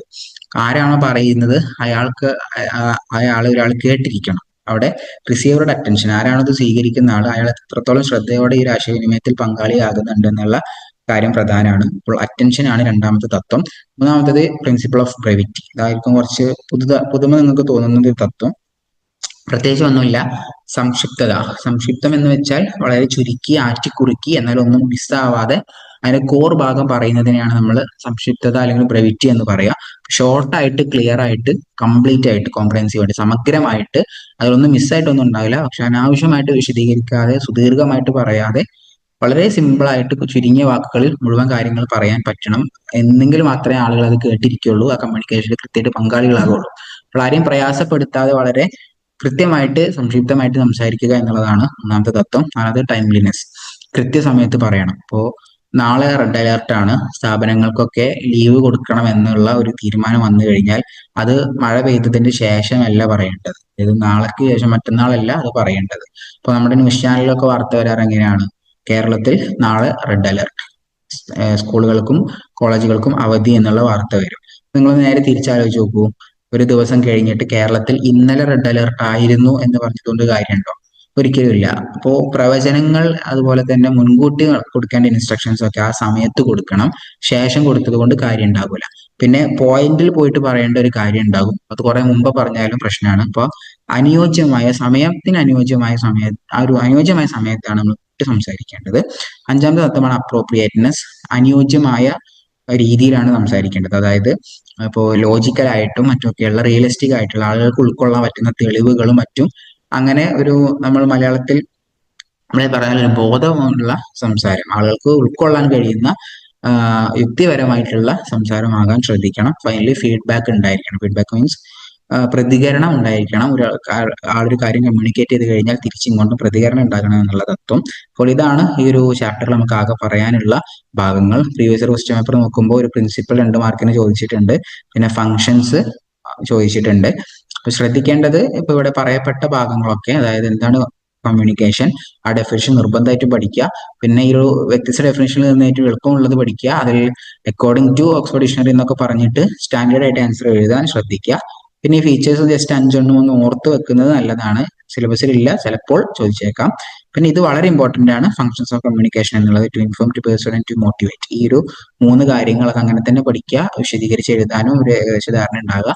5 മാർക്കിന് വരെ ചോദിച്ചേക്കാം. ചിലപ്പോൾ 2 മാർക്കിന് കേവലം ആ 3 ഏതാണെന്ന് എഴുതാനും ചോദിക്കാവുന്നതാണ്. പിന്നെ പ്രിൻസിപ്പിൾസ് ആണ് തത്വങ്ങൾ. അപ്പൊ 6 തത്വങ്ങൾ മനസ്സിലാക്കുക, അതിനെ ശ്രദ്ധിക്കുക, ലിസൺ ചെയ്യുക, സംക്ഷിപ്തമായിരിക്കുക, സമയത്തിന് അനുയോജ്യമായ രൂപത്തിലായിരിക്കുക, യുക്തിഭദ്രമായിരിക്കുക, അനുയോജ്യമായ രൂപത്തിലായിരിക്കുക, ദെൻ ഫീഡ്ബാക്ക്. ഈ 6 തത്വങ്ങൾ 6 എണ്ണി പഠിക്കുക. ആവശ്യം വരുന്ന സമയത്ത് അത് പ്രയോഗിക്കാവുന്നതാണ്. അപ്പൊ അതാണ് നമുക്ക് ഫസ്റ്റ് യൂണിറ്റിൽ പറയാനുള്ള കാര്യം. ഇനി നമുക്ക് പറയാനുള്ളത് നമ്മുടെ സെക്കൻഡ് യൂണിറ്റിലേക്കാണ് ചർച്ച പോകുന്നത്. എന്താണ് കമ്മ്യൂണിക്കേഷൻ നമ്മൾ പറഞ്ഞു. ഇനി നമുക്ക് പറയാനുള്ളത് എലമെന്റ്സ് ഓഫ് കമ്മ്യൂണിക്കേഷൻ ആണ്. എന്തെല്ലാം ഘടകങ്ങൾ ചേരുമ്പോഴാണ് കമ്മ്യൂണിക്കേഷൻ രൂപപ്പെടുന്നത്. ഇപ്പോൾ ഒരു പിക്ചറിൽ നോക്കിയാൽ അറിയാം, ഒരു മൂന്നാല് ബോക്സുകൾ ചേർത്ത് വെച്ചപ്പോൾ കമ്മ്യൂണിക്കേഷൻ ഉണ്ടാകുക. ആ ഒരു ഇല്ലസ്ട്രേഷൻ മനസ്സിലാകും, ചില കാര്യങ്ങൾ ചേരുമ്പോഴാണ് കമ്മ്യൂണിക്കേഷൻ ഉണ്ടാകുന്നത്. അപ്പോൾ ആ എലമെന്റ്സ് എന്താണ്, ആ ഒരു സംഗതിയെ സാധ്യമാക്കുന്ന ഘടകങ്ങൾ എന്താണ് എന്നുള്ള ഒരു വിഷയം നമ്മൾ ശ്രദ്ധിക്കേണ്ടതുണ്ട്. SMCR എന്നുള്ളതാണ് അതിന് പറയാവുന്ന ഒരു സിമ്പിൾ ടേം. SMCR ആണ് ഒരു കമ്മ്യൂണിക്കേഷൻ ഉണ്ടാകുക. സെൻഡർ മീൻസ് അയക്കുന്ന ആള്, മെസ്സേജ്, അതായത് എന്താണ് നമ്മൾ അയക്കുന്നത്, ആ സാധനം ഏതിലൂടെയാണ് അയക്കുന്നത്, അയക്കുന്ന ഒരു മാധ്യമം ഉണ്ടാകുമല്ലോ, ചാനൽ, ആ ചാനലാണ്. മൂന്നാമത്തത് റിസീവർ, ആരാണ് അത് സ്വീകരിക്കുന്നത്. അപ്പോൾ ഈ ഒരു SMCR എന്നുള്ള 4 ഘടകങ്ങൾ അത് പ്രധാനമാണ്. അതുപോലെ തന്നെ കമ്മ്യൂണിക്കേഷൻ നോയ്സ്. അപ്പോൾ ഈ ഒരു 4 ഘടകങ്ങൾ ഉണ്ടെങ്കിലും പലപ്പോഴും അത് തടസ്സപ്പെട്ടു പോകുന്ന ചില കമ്മ്യൂണിക്കേഷൻ ഉണ്ടാകുന്ന തടസ്സങ്ങളുണ്ട്. ആ തടസ്സങ്ങൾ ഏതൊക്കെയാണെന്നുള്ളത് ഈ ചാപ്റ്ററിൽ പഠിക്കും. അതായത് ഫീഡ്ബാക്ക്, പ്രതികരണം കിട്ടുന്നതിന്റെ പ്രസക്തി. ഒരാൾ ഇങ്ങനെ വൺ സൈഡഡ് ആവാതെ തിരിച്ചിങ്ങോട്ട് പ്രതികരണം ലഭിക്കുമ്പോൾ മാത്രമേ കമ്മ്യൂണിക്കേഷൻ പോസിറ്റീവായിട്ട് നടക്കുകയുള്ളൂ എന്നുള്ളത് കൊണ്ട് അതിന്റെ പ്രസക്തിയാണ് നമുക്ക് ആ ഒരു ഭാഗത്ത്, എലമെന്റ്സിന്റെ ഭാഗത്ത് പറയാനായിട്ടുള്ളത്. അപ്പോൾ ഈ ഒരു ചാപ്റ്ററിൽ ആകെ ഉള്ളത് SMCR എന്ന് പറയുന്ന എലമെന്റ്സ്, ഓരോ എലമെന്റിന്റെയും പ്രസക്തിയെ കുറിച്ച് പറയും. പിന്നെ കമ്മ്യൂണിക്കേഷൻ നോയ്സ് ഏതൊക്കെയാണെന്ന് പറയും, ഫീഡ്ബാക്കിനെ കുറിച്ചും പറയും. അപ്പോൾ അത്രയാണ് ഈ ഒരു ചാപ്റ്ററിൽ പറയാനുണ്ടാവുക. അപ്പോൾ എല്ലാവരും ശ്രദ്ധിച്ചിരിക്കുക. എലമെന്റ്സ് ഓഫ് കമ്മ്യൂണിക്കേഷൻ, SMCR, അഥവാ ഈ ഒരു 4 ഘടകങ്ങളാണ് കമ്മ്യൂണിക്കേഷൻ ഉള്ളത്. ഡേവിഡ് ബെർലോയാണ് ഇതിനെ ഈ ഒരു സ്ട്രക്ചറിലേക്ക് കൊണ്ടുവന്നിട്ടുള്ളത്. അപ്പോൾ നിങ്ങൾ ഇവിടെ ചെയ്യേണ്ടത് ഈ ഒരു സംഗതി കൃത്യമായിട്ട് പഠിക്കുക എന്നുള്ളതാണ്. ഈ ഒരു പിക്ചർ കൃത്യമായിട്ട് പഠിക്കുക എന്നുള്ളതാണ്. ഇതിൽ എല്ലാം അടങ്ങിയിട്ടുണ്ട്. SMCR, ഒരു അയക്കുന്നയാൾ, സെൻഡർ എന്ത് ചെയ്യുന്നു, ഒരു സന്ദേശം, ഒരു മെസ്സേജ് ഒരു ചാനൽ വഴി ഒരു റിസീവറിലേക്ക് അയക്കുകയാണ് ചെയ്യുന്നത്. അപ്പോൾ ഈ എസിനും എമ്മിനും സിക്കും ആറിനും ചില സവിശേഷതകളുണ്ട്, അല്ലെങ്കിൽ അതിനെ സ്വാധീനിക്കുന്ന ഘടകങ്ങളുണ്ട്. അതാണ് താഴെ ലിസ്റ്റ് ചെയ്തിട്ടുള്ളത്. സെൻഡറുടെ കാര്യത്തിലും റിസീവറുടെ കാര്യത്തിലും കാര്യങ്ങൾ സെയിം ആണ്. അതായത് communication skill, attitude, knowledge, social system and culture, ഇതൊക്കെയാണ് അവരെ ബാധിക്കുന്ന കാര്യം. പിന്നെ മെസ്സേജിനെ ബാധിക്കുന്ന ഒരു കാര്യമാണ് ആ മെസ്സേജിൽ ഉൾപ്പെട്ടിട്ടുള്ള ഉള്ളടക്കം, കോണ്ടന്റ്, അതിൽ അടങ്ങിയിട്ടുള്ള എലമെന്റ്സ്, അതിലെ ട്രീറ്റ്മെന്റ്, ഏത് ടോണാണ്, ഏത് ശൈലിയിലാണ് നമ്മൾ സംസാരിച്ചത്, പിന്നെ അതിന്റെ ഘടന, അതുപോലെ തന്നെ ഉപയോഗിക്കപ്പെട്ടിട്ടുള്ള കോഡുകൾ, ഇതൊക്കെ മെസ്സേജുമായി ബന്ധപ്പെട്ട് വരുന്ന കാര്യങ്ങളാണ്. പിന്നെ വരുന്നത് ചാനൽ എന്ന് പറയുമ്പോൾ നമ്മൾ ഏത് മാധ്യമത്തിലൂടെയാണ്, അത് കേൾവിയിലൂടെയാണോ, കാഴ്ചയിലൂടെയാണോ, സ്പർശനത്തിലൂടെയാണോ, രുചിച്ചതിലൂടെയാണോ, സ്മെല്ല് വഴിയാണോ എന്നൊക്കെ തുടങ്ങിയിട്ടുള്ള ഏത് മാധ്യമത്തിലൂടെയാണ്, അവിടെ പഞ്ചേന്ദ്രിയങ്ങളാണ് അവിടെ പറയുന്നത്. അപ്പോൾ ഈ ഒരു ഇമേജ് കൃത്യമായിട്ട് പഠിച്ചു കഴിഞ്ഞാൽ ഈ ഒരു ചാപ്റ്ററിന്റെ നല്ലൊരു ഭാഗം നിങ്ങൾക്ക് എന്തായാലും കിട്ടിയിട്ടുണ്ടായിരിക്കും. അപ്പോൾ പിന്നെ വരുന്ന ടേംസ് ആണ് എൻകോഡിങ്ങും ഡീകോഡിങ്ങും. എൻകോഡിങ് മീൻസ് സെൻഡർ ഒരു മെസ്സേജ് കോഡാക്കി മാറ്റുന്ന. അപ്പോൾ എൻ്റെ മനസ്സിലുള്ള ഒരു ആശയത്തെ മലയാള ഭാഷയിലാക്കിയിട്ടാണ് ഞാൻ മെസ്സേജ് ആക്കി മാറ്റുന്നത്. അപ്പൊ ആ ഭാഷയാക്കുന്ന, അതായത് ആ ഭാഷ എന്ന് പറയുന്ന കോഡിലേക്ക് എൻ്റെ ഉള്ളിലുള്ള ആശയത്തെ പരിവർത്തിപ്പിക്കുന്ന ആ ഒരു പ്രക്രിയയാണ് എൻകോഡ് എന്ന് പറയുക, കോഡാക്കി മാറ്റുക. അപ്പോൾ ആ ചാനൽ വഴി ആ ഒരു കോഡാണ്, ആ ഭാഷയാണ് സഞ്ചരിക്കുന്നത്. അതിന്റെ ഭാഷ കേൾക്കുന്ന സമയത്ത് ആ ഭാഷയിലൂടെ ഞാനൊരു കാര്യം, കേൾക്കുന്ന ആൾ എന്ത് ചെയ്യുന്നുണ്ട്, ഒരു സംഭവം മനസ്സിലാക്കി എടുക്കുന്നുണ്ട്. അതായത് ആ ഭാഷയുടെ കെട്ടഴിച്ചുകൊണ്ട് ഒരു കാര്യം മനസ്സിലാക്കുമ്പോൾ ഡീകോഡ്, അതായത് കോഡ് അഴിക്കുക, അത് ഭാഷ എന്നുള്ള കോഡിനെ അഴിച്ചുകൊണ്ടാണല്ലോ ഒരു റിസീവർ അത് കേൾക്കുന്നത്. അപ്പോൾ എൻകോഡ് ഡീകോഡ് എന്നുള്ള 2 ടേം കൂടി കൂട്ടത്തിൽ നിങ്ങൾ ശ്രദ്ധിക്കലുണ്ടാവുക. SMCR, ഒരിക്കലും ഈ ഒരു 4 ലെറ്റർ മറന്നു പോകരുത്, വളരെ ഇമ്പോർട്ടന്റ് ആണ്. അപ്പോൾ ഇതിലൂടെ ഈ ഒരു SMCR കൃത്യമായിട്ടുണ്ടെങ്കിൽ മാത്രമാണ് അവിടെ കമ്മ്യൂണിക്കേഷൻ വിജയകരമായിട്ട് നടക്കുകയുള്ളൂ. അപ്പോൾ ഒരു സെൻഡറുടെയും റിസീവറുടെയും ഇടയിലുള്ള ഈ പ്രവർത്തനത്തിന്റെ ഈ ഒരു പ്രക്രിയയെ ഡേവിഡ് ബെർലോയാണ് ഈ ഒരു SMCR മാതൃകയിലൂടെ വരച്ച് കാണിച്ചിട്ടുള്ളത്. പിന്നെ നമുക്ക് പറയാനുള്ളത് ഓരോന്നിനെ കുറിച്ച് പറയാനുണ്ട്. ഇപ്പം പറഞ്ഞു സെൻഡറിനെ കുറിച്ച്, റിസീവറിനെ കുറിച്ചും സെയിം പോയിന്റ് ആണുള്ളത്. അതായത് പറയുന്ന ആൾക്കും കേൾക്കുന്നയാളും അവരെ സ്വാധീനിക്കുന്ന ഘടകങ്ങൾ 5ആണ്. ഒന്നാമത് കമ്മ്യൂണിക്കേഷൻ സ്കില്ല്, ആ ആൾക്ക് എത്രത്തോളം ആശയവിനിമയ ശേഷി ഉണ്ട് എന്നുള്ളത്. കാര്യങ്ങൾ കേൾക്കാനും പറയാനും വായിക്കാനും മനസ്സിലാക്കാനും ഒക്കെയുള്ള ആളുടെ ശേഷി ആ സെൻഡറുടെ ഒരു മെസ്സേജ് ഉണ്ടാക്കുന്ന പ്രക്രിയയിൽ സ്വാധീനം ചെലുത്തും. അയക്കുന്ന ആൾക്ക് അത് വല്ലാതെ സ്വാധീനം ചെലുത്തും. പിന്നെ ആളുടെ മനോഭാവം, ഇപ്പൊ ഞാൻ ഏത് ഓഡിയൻസിനോട് സംസാരിക്കുന്നു, ആ ഓഡിയൻസിനോടുള്ള മനോഭാവം, ഈ പറയുന്ന സന്ദേശത്തോടുള്ള മനോഭാവം, അതുപോലെ തന്നെ ആ ഒരു പറയുന്ന കാര്യം ആത്മാർത്ഥമായിട്ടാണെങ്കിലും അത്രേ ആ രീതിയിൽ കമ്മ്യൂണിക്കേറ്റ് ചെയ്യാൻ പറ്റുള്ളൂ. അല്ലാതെ മൂഡില്ലാതെയാണ് സംസാരിക്കുന്നതെന്നുണ്ടെങ്കിൽ അപ്പൊ ആ മനുഷ്യന്റെ മനോഭാവം യഥാർത്ഥത്തിൽ ഒരു കമ്മ്യൂണിക്കേഷനിൽ ബാധിക്കുന്നുണ്ട്. പിന്നെ ഒരു വിഷയമാണ് നോളജ്, അതായത് ആ വിഷയത്തിലുള്ള നോളജ്, സബ്ജക്ട് നോളജ് ഉണ്ടായിരിക്കുക എന്നുള്ളത് പ്രധാനമാണ്. ഇപ്പൊ ഞാൻ നിങ്ങൾക്ക് മാസ് കമ്മ്യൂണിക്കേഷൻ ക്ലാസ് എടുക്കുന്നു, എനിക്ക് എന്താണ് കമ്മ്യൂണിക്കേഷൻ എന്ന് പോലും അറിയില്ല എന്നുണ്ടെങ്കിൽ ഒരിക്കലും എനിക്ക് ആ ക്ലാസ് എടുക്കാൻ കഴിയില്ല. ഇപ്പോൾ സെൻഡർ എന്നുള്ള അർത്ഥത്തിൽ അതിനെക്കുറിച്ചുള്ള നോളജ് ഞാൻ സമ്പാദിക്കുക എന്നുള്ളത് പ്രധാനമാണ്. അപ്പോൾ ഇവിടുത്തെ സെന്റർ ഞാനായതുകൊണ്ട് എനിക്ക് നോളജ് ഉണ്ടായിരിക്കുക ഇമ്പോർട്ടന്റ് ആണ്, ഒന്നാമത്തെ ഘടകം. പിന്നെ സോഷ്യൽ സിസ്റ്റംസ് ആൻഡ് കൾച്ചർ, അത് സെപ്പറേറ്റ് ആയിട്ട് പറയുന്നുണ്ട്. ചില ഏരിയകളിൽ സോഷ്യോ കൾച്ചറൽ ആസ്പെക്ട് എന്ന് ചേർത്തിട്ടും പറയാറുണ്ട്. അത് നമ്മുടെ സാമൂഹിക ക്രമം. ഇപ്പൊ നമ്മൾ സംസാരിക്കുന്ന നാട്ടിൽ നമ്മൾ ഉപയോഗിക്കുന്ന ഭാഷയ്ക്ക് അല്ലെങ്കിൽ ഉപയോഗിക്കുന്ന ശൈലിക്കൊക്കെ ഒരു സാംസ്കാരികമായിട്ടുള്ള അടയാളം ഉണ്ടായിരിക്കും. ഇപ്പോൾ ഉറക്കെ പറയുക, സൗണ്ട് കൂട്ടി പറയുമ്പോൾ ചില നാടുകളിൽ അത് അരോചകമാകും, എന്നാൽ ചില നാടുകളിൽ അത് ആഹ്ലാദമാകും. അപ്പോൾ ഒരേ സംഗതി തന്നെ ഒരു വിഷയം നമ്മൾ ഉയർന്ന ശബ്ദത്തിൽ പറയുമ്പോൾ ഒരു നാട്ടിൽ പോയാൽ അത് ആഹ്ലാദത്തിന്റെ അടയാളമാകുന്നു, മറ്റൊരു സ്ഥലത്ത് പോകുമ്പോൾ അതൊരു തരത്തിലുള്ള അസ്വസ്ഥതയുടെ പ്രതീകമാകുന്നു. അപ്പോൾ സെയിം സംഗതി വ്യത്യസ്ത നാടുകളിൽ വ്യത്യസ്ത രൂപത്തിലാണ് ആളുകൾ അതിനെ ഉപയോഗപ്പെടുത്തുന്നത് എന്നുള്ളത് കൊണ്ട് ഒരു മെസ്സേജ് തയ്യാറാക്കുമ്പോൾ സെൻഡറുടെ സാമൂഹികമായ, മതപരമായ, വിശ്വാസപരമായിട്ടൊക്കെയുള്ള, സാംസ്കാരികപരമായിട്ടുമുള്ള പശ്ചാത്തലങ്ങൾ ആ ഒരു മെസ്സേജിനെ പറയുന്നിടത്തും റിസീവറെ സംബന്ധിച്ചിടത്തോളം അത് കേൾക്കുന്നിടത്തും ഈ ഘടകങ്ങളൊക്കെ സ്വാധീനം ചെലുത്തുന്നത്. അപ്പൊ 5 പോയിന്റ് കൃത്യമായിട്ട് പഠിക്കുക.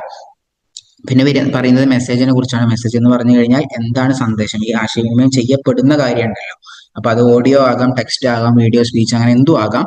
അപ്പോൾ അതിനെ സ്വാധീനിക്കുന്ന ഘടകങ്ങൾ എന്നുള്ളത് ഒന്ന് content, element, treatment, structure and code. ഈ 5 കാര്യങ്ങളാണ് വരുന്നത്. കോണ്ടന്റ് മീൻസ് എന്താണ് പറയുന്നത്, അതിലെ ഉള്ളടക്കത്തെ കുറിച്ചാണ്, എന്ത് കോണ്ടന്റ് ആണ് അതിലുള്ളത്.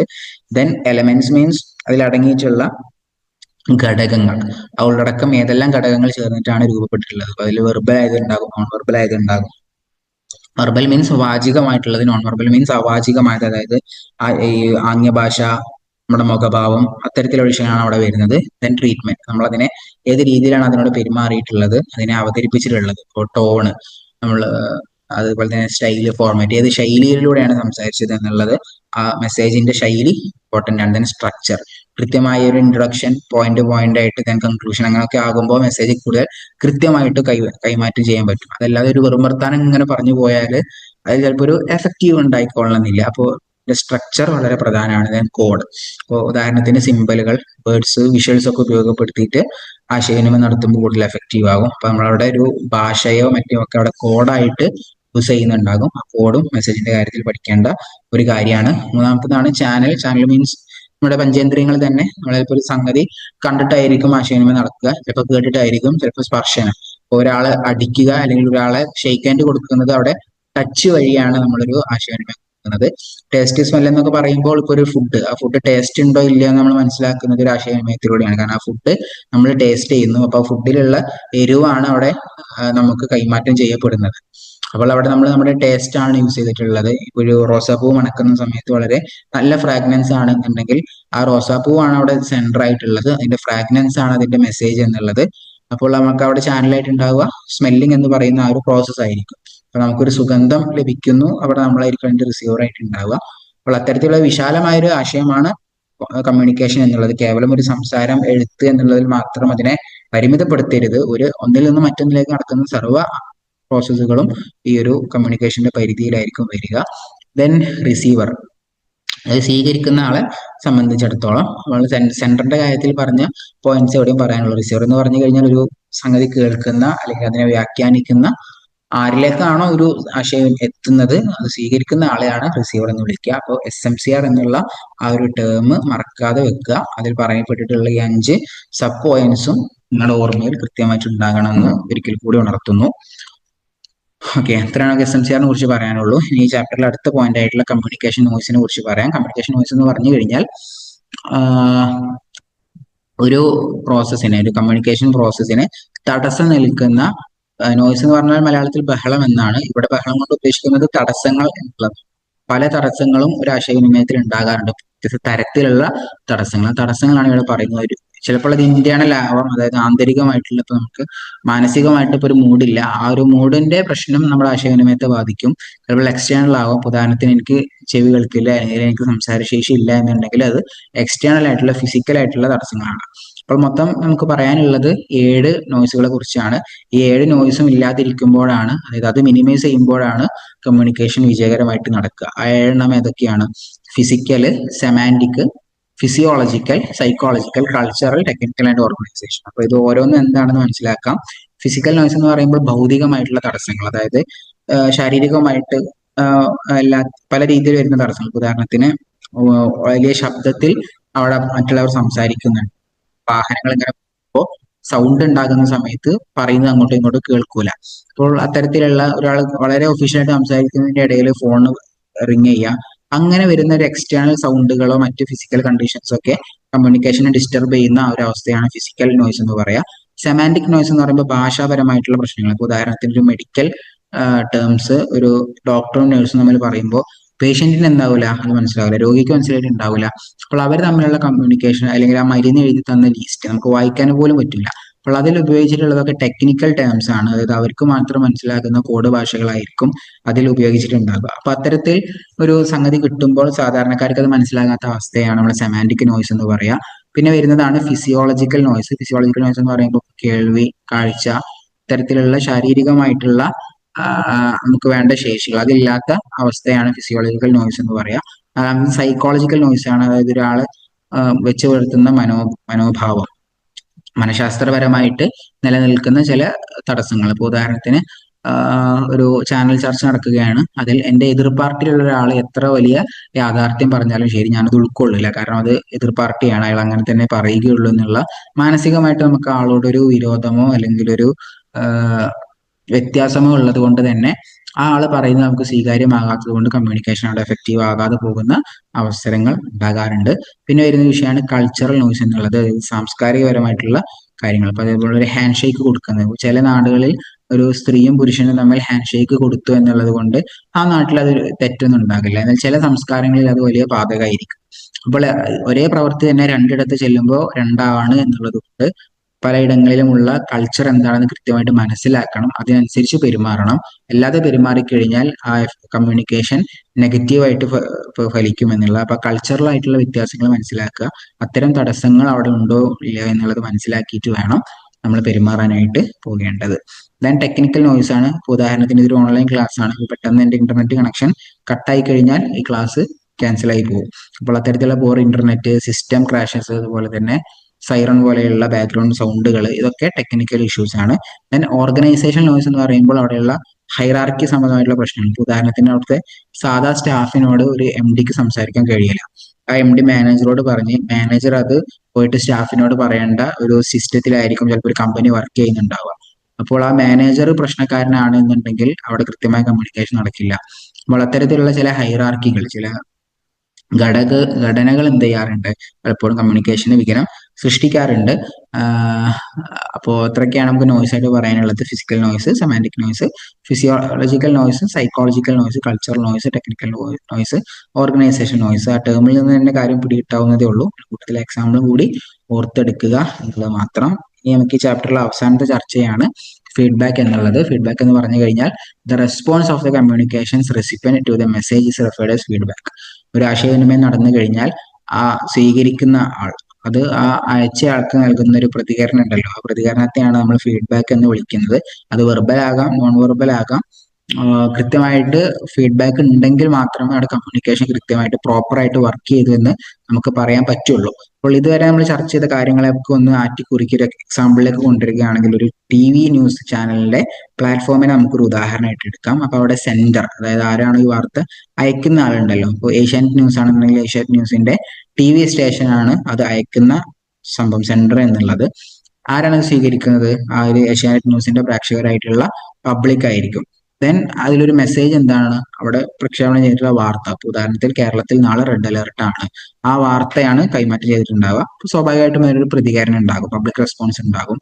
അപ്പോൾ സ്ഥാപനങ്ങളൊക്കെ ലീവ് പ്രഖ്യാപിക്കും, അല്ലെങ്കിൽ ഗവൺമെന്റ് ചില മുൻകരുതലുകൾ സ്വീകരിക്കും. അപ്പോൾ അതൊക്കെ ആ ഒരു പബ്ലിക്കിൽ നിന്നുണ്ടാകുന്ന പ്രതികരണമാണ്, ആ വാർത്തയോടുള്ള പ്രതികരണം. അതിനാണ് നമ്മൾ ഫീഡ്ബാക്ക് എന്ന് പറയുക. ചില ആളുകൾ ഇത്തരത്തിലുള്ള റെഡ് അലർട്ട് നമ്മുടെ നിത്യജീവിതത്തെ തടസ്സപ്പെടുത്തുന്നുണ്ട് എന്നുള്ള തരത്തിലുള്ള പരാതികൾ പറയും. അങ്ങനെ പല രീതിയിലുള്ള പ്രതികരണങ്ങൾ പൊതുജനങ്ങളുടെ ഭാഗത്തു നിന്ന് ഉണ്ടാകുന്നത് നമുക്ക് ഫീഡ്ബാക്ക് എന്ന് പറയാം. ഈ നോയ്സ് എന്ന് പറയുന്നത്, ഇപ്പോൾ ഏഷ്യാനെറ്റ് ആ വാർത്ത പ്രക്ഷേപണം ചെയ്തു, പക്ഷെ അത് നല്ല മഴ ആയതുകൊണ്ട് തന്നെ കേൾക്കേണ്ട ആളുകൾക്ക് അവിടെ റേഞ്ച് കട്ടാണ്, അല്ലെങ്കിൽ അവിടെ TV സൗകര്യങ്ങളില്ല. അപ്പൊ അത്തരത്തിലുള്ള ടെക്നിക്കൽ ഇഷ്യൂസോ ഡിസ്ട്രാക്ഷൻസോ വരുന്നതാണ് ഈ വാർത്ത കൃത്യമായിട്ട് എത്താതിരിക്കാനുള്ള, കമ്മ്യൂണിക്കേഷൻ ഫെയിൽ ആയി പോകാനുള്ള കാരണം എന്നുള്ളത്. അപ്പൊ sender, receiver, message, feedback, noise. ഇപ്പൊ ഒരു TV സ്റ്റേഷന്റെ എക്സാമ്പിൾ വെച്ചുകൊണ്ട് നമുക്ക് ആ കാര്യം മൊത്തത്തിൽ മനസ്സിലാക്കാവുന്നതേ ഉള്ളൂ. പിന്നെ ഫൈനലി ടെക്സ്റ്റ് ബുക്കിൽ ഒരു എക്സാമ്പിൾ കൂടി പറയുന്നുണ്ട്, എപ്പോഴാണ് ഈ ഒരു ഫീഡ്ബാക്ക് പാളി പോകുന്നത് എന്നുള്ള ഒരു കാര്യം. ബോബി സാന്ദ്ര രണ്ട് കഥാപാത്രങ്ങളാണ് ടെക്സ്റ്റ് ബുക്കിൽ പറയുന്നുണ്ട്. അപ്പോൾ ബോബി പുറത്തേക്ക് സാധനം വാങ്ങാൻ പോവുകയാണ്. അപ്പോൾ മാർക്കറ്റിലേക്ക് പോകുന്ന സമയത്ത് എന്ത് ചെയ്യും? ബോബിക്ക് സാന്ദ്ര ഒരു മെസ്സേജ് അയക്കും. അത് വരുമ്പോൾ എന്ത് ചെയ്യണം? ഒരു പാല് കൊണ്ടുവരണമെന്ന് പോകുമ്പോൾ പറയും. പോയതിനു ശേഷമാണ് കൂടുതൽ വിശദീകരിച്ചിട്ട് ഒരു വാട്സപ്പ് മെസ്സേജ് അയക്കുന്നുണ്ടാവുക. പക്ഷെ അത് ഈ ബോബി കാണാത്ത ഒരു അവസ്ഥ വരും. അതെങ്ങനെയാണ് സംഭവിക്കുന്നത് ചോദിച്ചാൽ ഈ ബോബിയോട് പറഞ്ഞിട്ടുള്ളത് വരുമ്പോൾ പാല് വാങ്ങി വരാനാണ്. അപ്പോൾ ഈ സാന്ദ്ര മനസ്സിൽ വിചാരിച്ചത് സാധാ റെഗുലർ മിൽക്കാണ്, അല്ലെങ്കിൽ സാധാ നമ്മൾ പശുവിൻ പാൽ എന്നൊക്കെ പറയുന്ന ഒരു സാധാ പാലാണ് ഉദ്ദേശിച്ചത്. പക്ഷെ ബോബി വീട്ടിൽ വന്നപ്പോൾ കൊണ്ടുവന്നിട്ടുള്ളത് ചോക്ലേറ്റ് മിൽക്കാണ്. അപ്പൊ കേവലം മിൽക്ക് എന്നേ പറഞ്ഞിട്ടുള്ളൂ. അപ്പൊ അയാൾക്ക് ഇഷ്ടപ്പെട്ട ഒരു മിൽക്ക് അയാൾ വാങ്ങി കൊണ്ടുവന്നു, ഒരു പാല് വാങ്ങി കൊണ്ടുവന്നു. പക്ഷെ സാന്ദ്രയ്ക്ക് വേണ്ടിയിരുന്നത് റെഗുലർ, അതായത് സാധാ പാലായിരുന്നു വേണ്ടിയിരുന്നത്. പക്ഷെ ഇവിടെ എത്തിയിട്ടുള്ളത് ചോക്ലേറ്റ് മിൽക്കായി പോയി. എന്തുകൊണ്ടാണ് ഇത് സംഭവിച്ചത്? കൃത്യമായിട്ട് അവിടെ മിസ്കമ്മ്യൂണിക്കേഷൻ സംഭവിച്ചു എന്നുള്ളത് കൊണ്ടാണ്. അപ്പോൾ പോകുന്ന സമയത്ത് ഏത് തരത്തിലുള്ള പാലാണ് വേണ്ടതെന്ന് സാന്ദ്ര ക്ലാരിഫൈ ചെയ്തിട്ടില്ല. ജസ്റ്റ് പാലെന്ന് പറഞ്ഞിട്ടേ ഉള്ളൂ. അപ്പൊ അവിടെ വിശദീകരണം കുറവായതുകൊണ്ട് മറ്റയാൾ ഉദ്ദേശിക്കാത്തൊരു സാധനം വാങ്ങിക്കൊണ്ടുവന്നു. പിന്നെ വാട്സപ്പിൽ ക്ലാരിഫിക്കേഷന് വേണ്ടിയിട്ടൊരു ഫോട്ടോ അയച്ചിരുന്നു, ഏത് കമ്പനിയാണ് വേണ്ടത് എന്നുള്ളതൊക്കെ. അത് എന്ത് ചെയ്തിട്ടില്ല? ബോബി കണ്ടിട്ട് പോലും ഇല്ല. അപ്പോൾ ഇവിടെയാണ് അവിടെ കമ്മ്യൂണിക്കേഷൻ ഗ്യാപ്പ് വന്നത്. ആ കമ്മ്യൂണിക്കേഷൻ ഗ്യാപ്പ് വന്നപ്പോൾ എന്താണോ നമ്മൾ ഈ ഒരു ആശയവിനിമയം കൊണ്ട് പ്രതീക്ഷിച്ചിരുന്നത് അത് നടക്കാതെ പോകുന്ന, അത് ഫെയിലായി പോകുന്ന ഒരു അവസ്ഥ സംജാതമായി എന്നുള്ളതാണ്. അപ്പൊ ഈ ഒരു ചാപ്റ്ററിൽ നമുക്ക് അത്രേ പറയാനുള്ളൂ. ഇപ്പോൾ ക്വസ്റ്റ്യൻസ് നോക്കുന്ന സമയത്ത് എന്താണ് സെന്റർ എന്ന് ചോദിച്ചിട്ടുണ്ട്. അതുപോലെ തന്നെ SMCR ഓരോ ഘടകങ്ങളെ കുറിച്ചും ചോദിച്ചേക്കാം. SMCR എക്സ്പാൻഡ് ചെയ്യാൻ ചോദിച്ചേക്കാം. അതുപോലെ തന്നെ ഫീഡ്ബാക്കിനുള്ള എക്സാമ്പിൾ ചോദിച്ചേക്കാം. എന്താണ് ഫീഡ്ബാക്ക് എന്ന് 2 മാർക്കിന് 1 മാർക്കിനെ ചോദിച്ചേക്കാം. പിന്നെ വളരെ പ്രധാനമായിട്ട് കമ്മ്യൂണിക്കേഷനെ ഡിഫൈൻ ചെയ്തുകൊണ്ട് അതിന്റെ വ്യത്യസ്ത പ്രോസസ്സ് എലമെന്റ്സ് ഒക്കെ വിശദീകരിക്കാൻ, SMCR വിശദീകരിക്കാൻ, അല്ലെങ്കിൽ ഇപ്പോൾ ആ നോയ്സിനെ കുറിച്ച്, കമ്മ്യൂണിക്കേഷൻ നോയ്സിനെ കുറിച്ചിട്ട് ചിലപ്പോൾ എഴുതാനൊക്കെ ചോദിക്കാം, 5 മാർക്കിന് ചോദിക്കാം. അപ്പൊ മൊത്തത്തിൽ 3 കാര്യങ്ങളാണ് ഇവിടെ പറഞ്ഞത്. ഒന്ന്, SMCR ആ ഘടകങ്ങൾ ഈ പിക്ചർ കൃത്യമായിട്ട് ഓർത്ത് വെക്കുക എന്ന് പറഞ്ഞു. രണ്ടാമത്തെ ചർച്ച കമ്മ്യൂണിക്കേഷൻ നോയ്സ് ആയിരുന്നു. ഈ 7 തടസ്സങ്ങളാണുള്ളത്. ആ 7 എണ്ണത്തെ കുറിച്ച് കൃത്യമായിട്ട് പഠിക്കുക. ദെൻ ഫീഡ്ബാക്ക്, ആ ഫീഡ്ബാക്കിന്റെ പ്രസക്തിയെ കുറിച്ച് നമ്മൾ പറഞ്ഞു. അപ്പോൾ ഇത്രയാണ് ഈ ഒരു ചാപ്റ്ററിൽ വരുന്ന വിശേഷങ്ങൾ. ഇനി നമുക്ക് പറയാനുള്ളത് തേർഡ് യൂണിറ്റ് ആണ്. തേർഡ് യൂണിറ്റ് എന്ന് പറയുമ്പോൾ ടൈപ്സ് ഓഫ് കമ്മ്യൂണിക്കേഷൻ, ആശയവിനിമയത്തിന്റെ വ്യത്യസ്തമായ തരങ്ങൾ. ഈ തരങ്ങൾ വ്യത്യസ്ത തരത്തിലുണ്ടെന്ന് പറയുമ്പോൾ ഏത് രീതിയിലാണ് നമ്മൾ അതിനെ ക്ലാസിഫൈ ചെയ്യുന്നത് എന്നുള്ളത് പ്രധാനമാണ്.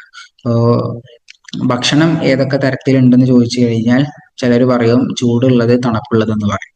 വേറെ ചിലരോട് ചോദിച്ചു കഴിഞ്ഞാൽ അവർ പറയും എരിവുള്ളത്, അല്ലെങ്കിൽ എരിവില്ലാത്തത്, അല്ലെങ്കിൽ പുളിയുള്ളത്, അങ്ങനെയൊക്കെ പറയും. അപ്പോൾ ഈ ഒരു ക്ലാസിഫിക്കേഷൻ എന്തുകൊണ്ടാണ് പലരും പല രീതിയിൽ ക്ലാസിഫൈ ചെയ്യുന്നത് ചോദിച്ചു കഴിഞ്ഞാൽ അവർ ഏതോ ഒരു അടിസ്ഥാനത്തിൽ നിന്നിട്ടാണ് ക്ലാസിഫൈ ചെയ്യുന്നുണ്ടാവുക. അപ്പോൾ ഉദാഹരണത്തിന് ഇപ്പൊ പറഞ്ഞ ചൂടാണ് തണുപ്പാണ് എന്നുള്ള സംസാരിച്ച ആളെ സംബന്ധിച്ചിടത്തോളം ആ രീതിയിൽ ക്ലാസിഫൈ ചെയ്യുന്ന ആൾ സ്വീകരിച്ച മെത്തേഡ് എന്നുള്ളത് ഭക്ഷണത്തിന്റെ ടെമ്പറേച്ചർ, അത് ചൂടാണോ തണുപ്പാണോ എന്നുള്ള ആ ഫാക്ടറിൽ നിന്ന് ക്ലാസിഫൈ ചെയ്യാൻ ശ്രമിച്ചത് കൊണ്ടാണ് അദ്ദേഹം പറഞ്ഞ ടൈപ്പ് അങ്ങനെ ആയി പോയത്. എന്നാൽ മറ്റേ ആളുകൾ അതിനെ ടേസ്റ്റ് എന്നുള്ള അർത്ഥത്തിൽ കണ്ടതുകൊണ്ട് അവര് ക്ലാസിഫൈ ചെയ്തപ്പോൾ ചൂടാണോ തണുപ്പാണോ എന്നുള്ളതല്ല അവർ മെൻഷൻ ചെയ്തത്, മറിച്ച് എരിവുള്ളതാണ് അല്ലെങ്കിൽ മധുരമുള്ളതാണ്, ഈ രീതിയിലാണ് അവർ ക്ലാസിഫൈ ചെയ്തത്. അപ്പോൾ അവിടെ ടേസ്റ്റ് ആണ് പരിഗണിക്കപ്പെട്ടത്. അപ്പോൾ അതേ സാഹചര്യമാണ് കമ്മ്യൂണിക്കേഷനിൽ വരുമ്പോൾ പല രീതിയിൽ നമുക്ക് കമ്മ്യൂണിക്കേഷൻ ക്ലാസിഫൈ ചെയ്യാനായിട്ട് പറ്റും. അപ്പോൾ ഒന്നുകിൽ അതിൽ അടങ്ങിയിട്ടുള്ള അംഗങ്ങളുടെ എണ്ണമാണ് പരിഗണിക്കുന്നതെങ്കിൽ, എത്ര ആളുകൾ പങ്കാളികളായിട്ടുണ്ട് എന്നുള്ളതാണെങ്കിൽ, അതാണ് ഈ ചാപ്റ്ററിൽ പറയുന്ന interpersonal, intrapersonal, group, mass communication എന്നൊക്കെയുള്ള കാര്യങ്ങൾ അതാണ്. പിന്നെ നമുക്ക് പറയാനുള്ള വിഷയം അടുത്ത ചാപ്റ്ററിലാണ് വരുന്നത്, verbal communication and non verbal communication.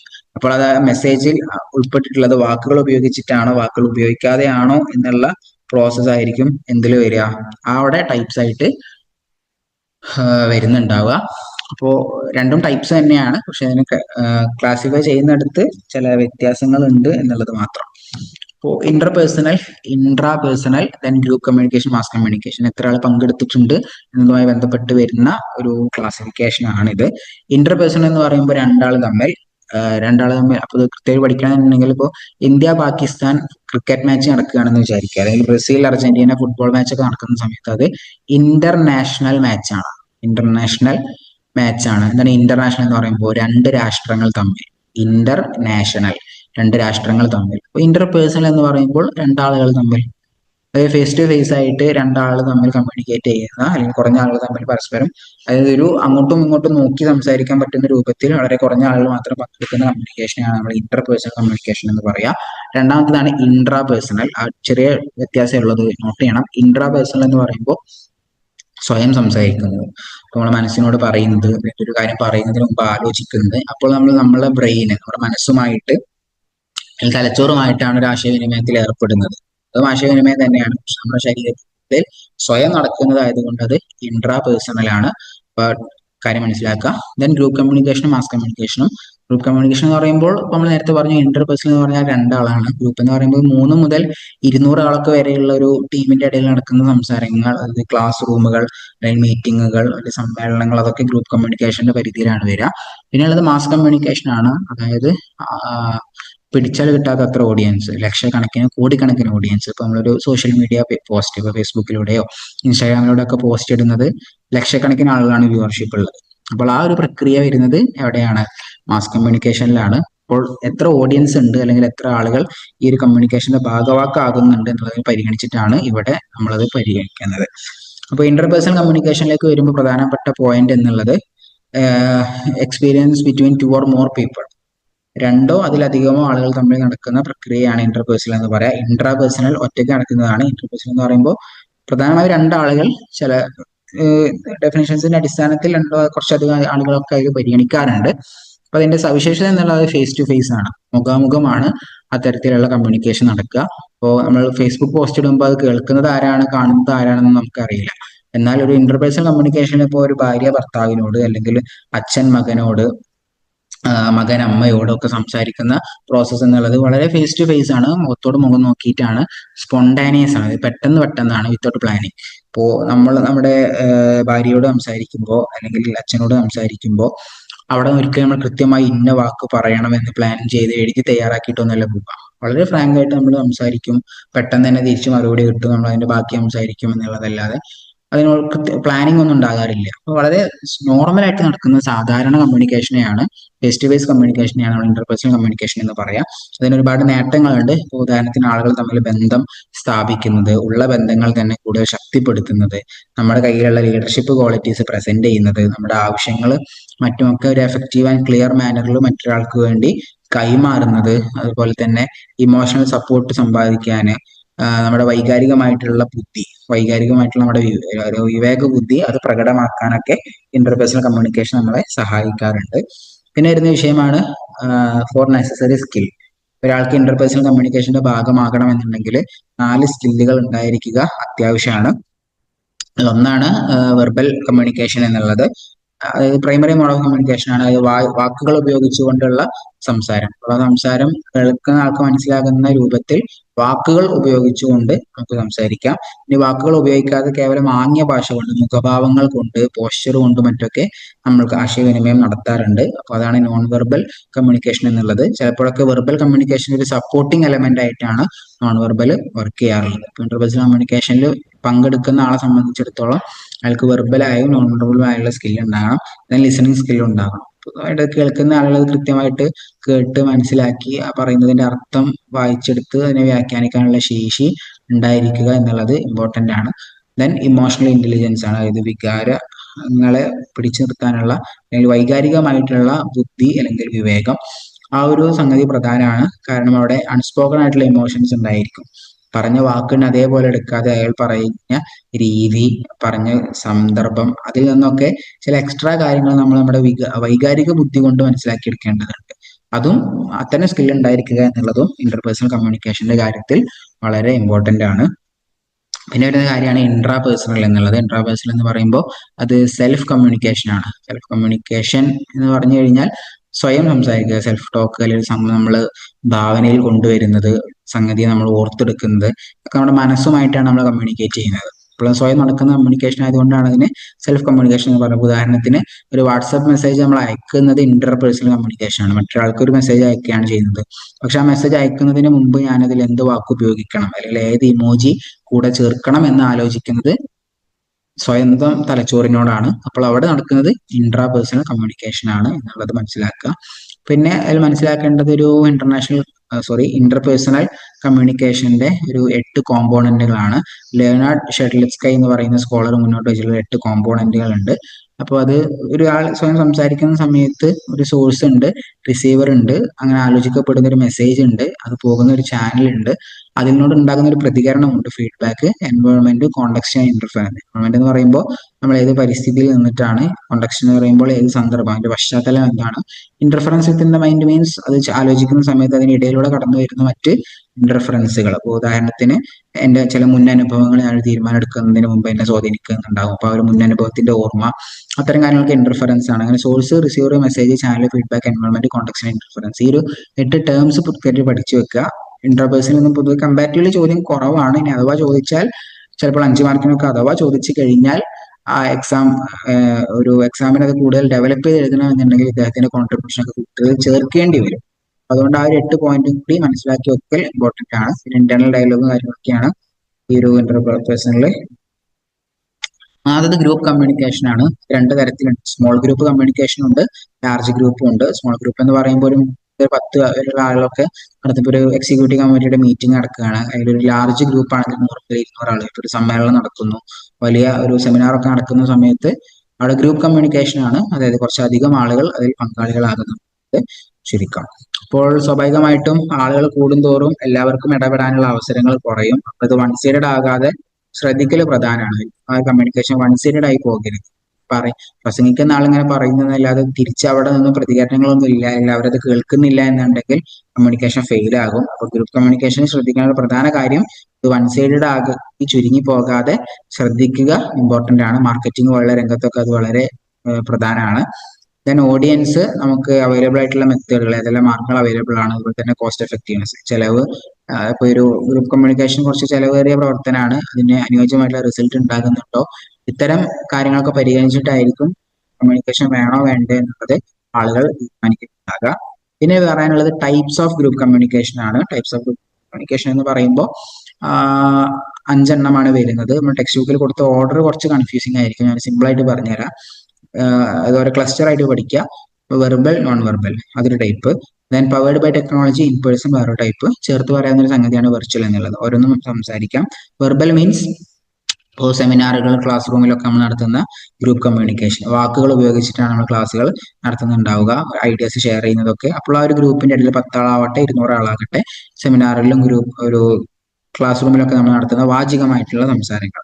പിന്നെ വേണ്ടതാണ് നമുക്ക് നോൺ വെർബൽ ആയിട്ടുള്ള കാര്യങ്ങൾ ഉണ്ടായിരിക്കണം. ഇപ്പോൾ വലിയ ഒരു സംഘത്തോട് ഒരു ട്രാഫിക് പോലീസ്മാൻ കൈകാര്യം ചെയ്യുന്നത് കേവലം ആംഗ്യങ്ങൾ ഉപയോഗിച്ചിട്ടാണ്. ഇപ്പോൾ അയാൾ റോഡിന്റെ സെന്ററിൽ നിന്നിട്ട് ഇപ്പോൾ ഇങ്ങനെ ജസ്റ്റ് കൈ ഇങ്ങനെ കാണിച്ച്, അല്ലെങ്കിൽ ഇങ്ങനെ കൈകൊണ്ട് കാണിച്ചു കഴിഞ്ഞാൽ നൂറുകണക്കിന് വാഹനങ്ങളാണ് അദ്ദേഹത്തിന്റെ ഈ ഒരു ആംഗ്യത്തിലൂടെ മാത്രം ആ ഒരു ട്രാഫിക്കിൽ ഇടപെടുന്നത്, അല്ലെങ്കിൽ ആ ഒരു ട്രാഫിക് ഒഴിവാക്കിക്കൊണ്ട് പോവാൻ ഈ ഒറ്റ ഒരു പോലീസ്മാൻ കേവലം ആളുടെ കൈ ഉപയോഗിച്ചുകൊണ്ടാണ്, ശരീരഭാഷ ഉപയോഗിച്ചിട്ടാണ് ആ വാഹനങ്ങളെ നിയന്ത്രിക്കുന്നത്. അപ്പോൾ അവിടെ നൂറുകണക്കിന് വാഹനങ്ങളെ ഗ്രൂപ്പ് കമ്മ്യൂണിക്കേഷൻ നടത്താൻ, അതിന്റെ ഡ്രൈവേഴ്സിനോട് കമ്മ്യൂണിക്കേറ്റ് ചെയ്യാൻ അവിടെ യൂസ് ചെയ്തിട്ടുള്ളത് കേവലം ഒരു നോൺ വെർബൽ ആയിട്ടുള്ള ഒരു മെത്തേഡാണ്. അപ്പോൾ ഒരു നോൺ വെർബൽ ടൈപ്പ് എന്നുള്ളത് കൂട്ടത്തിൽ മനസ്സിലാക്കുക.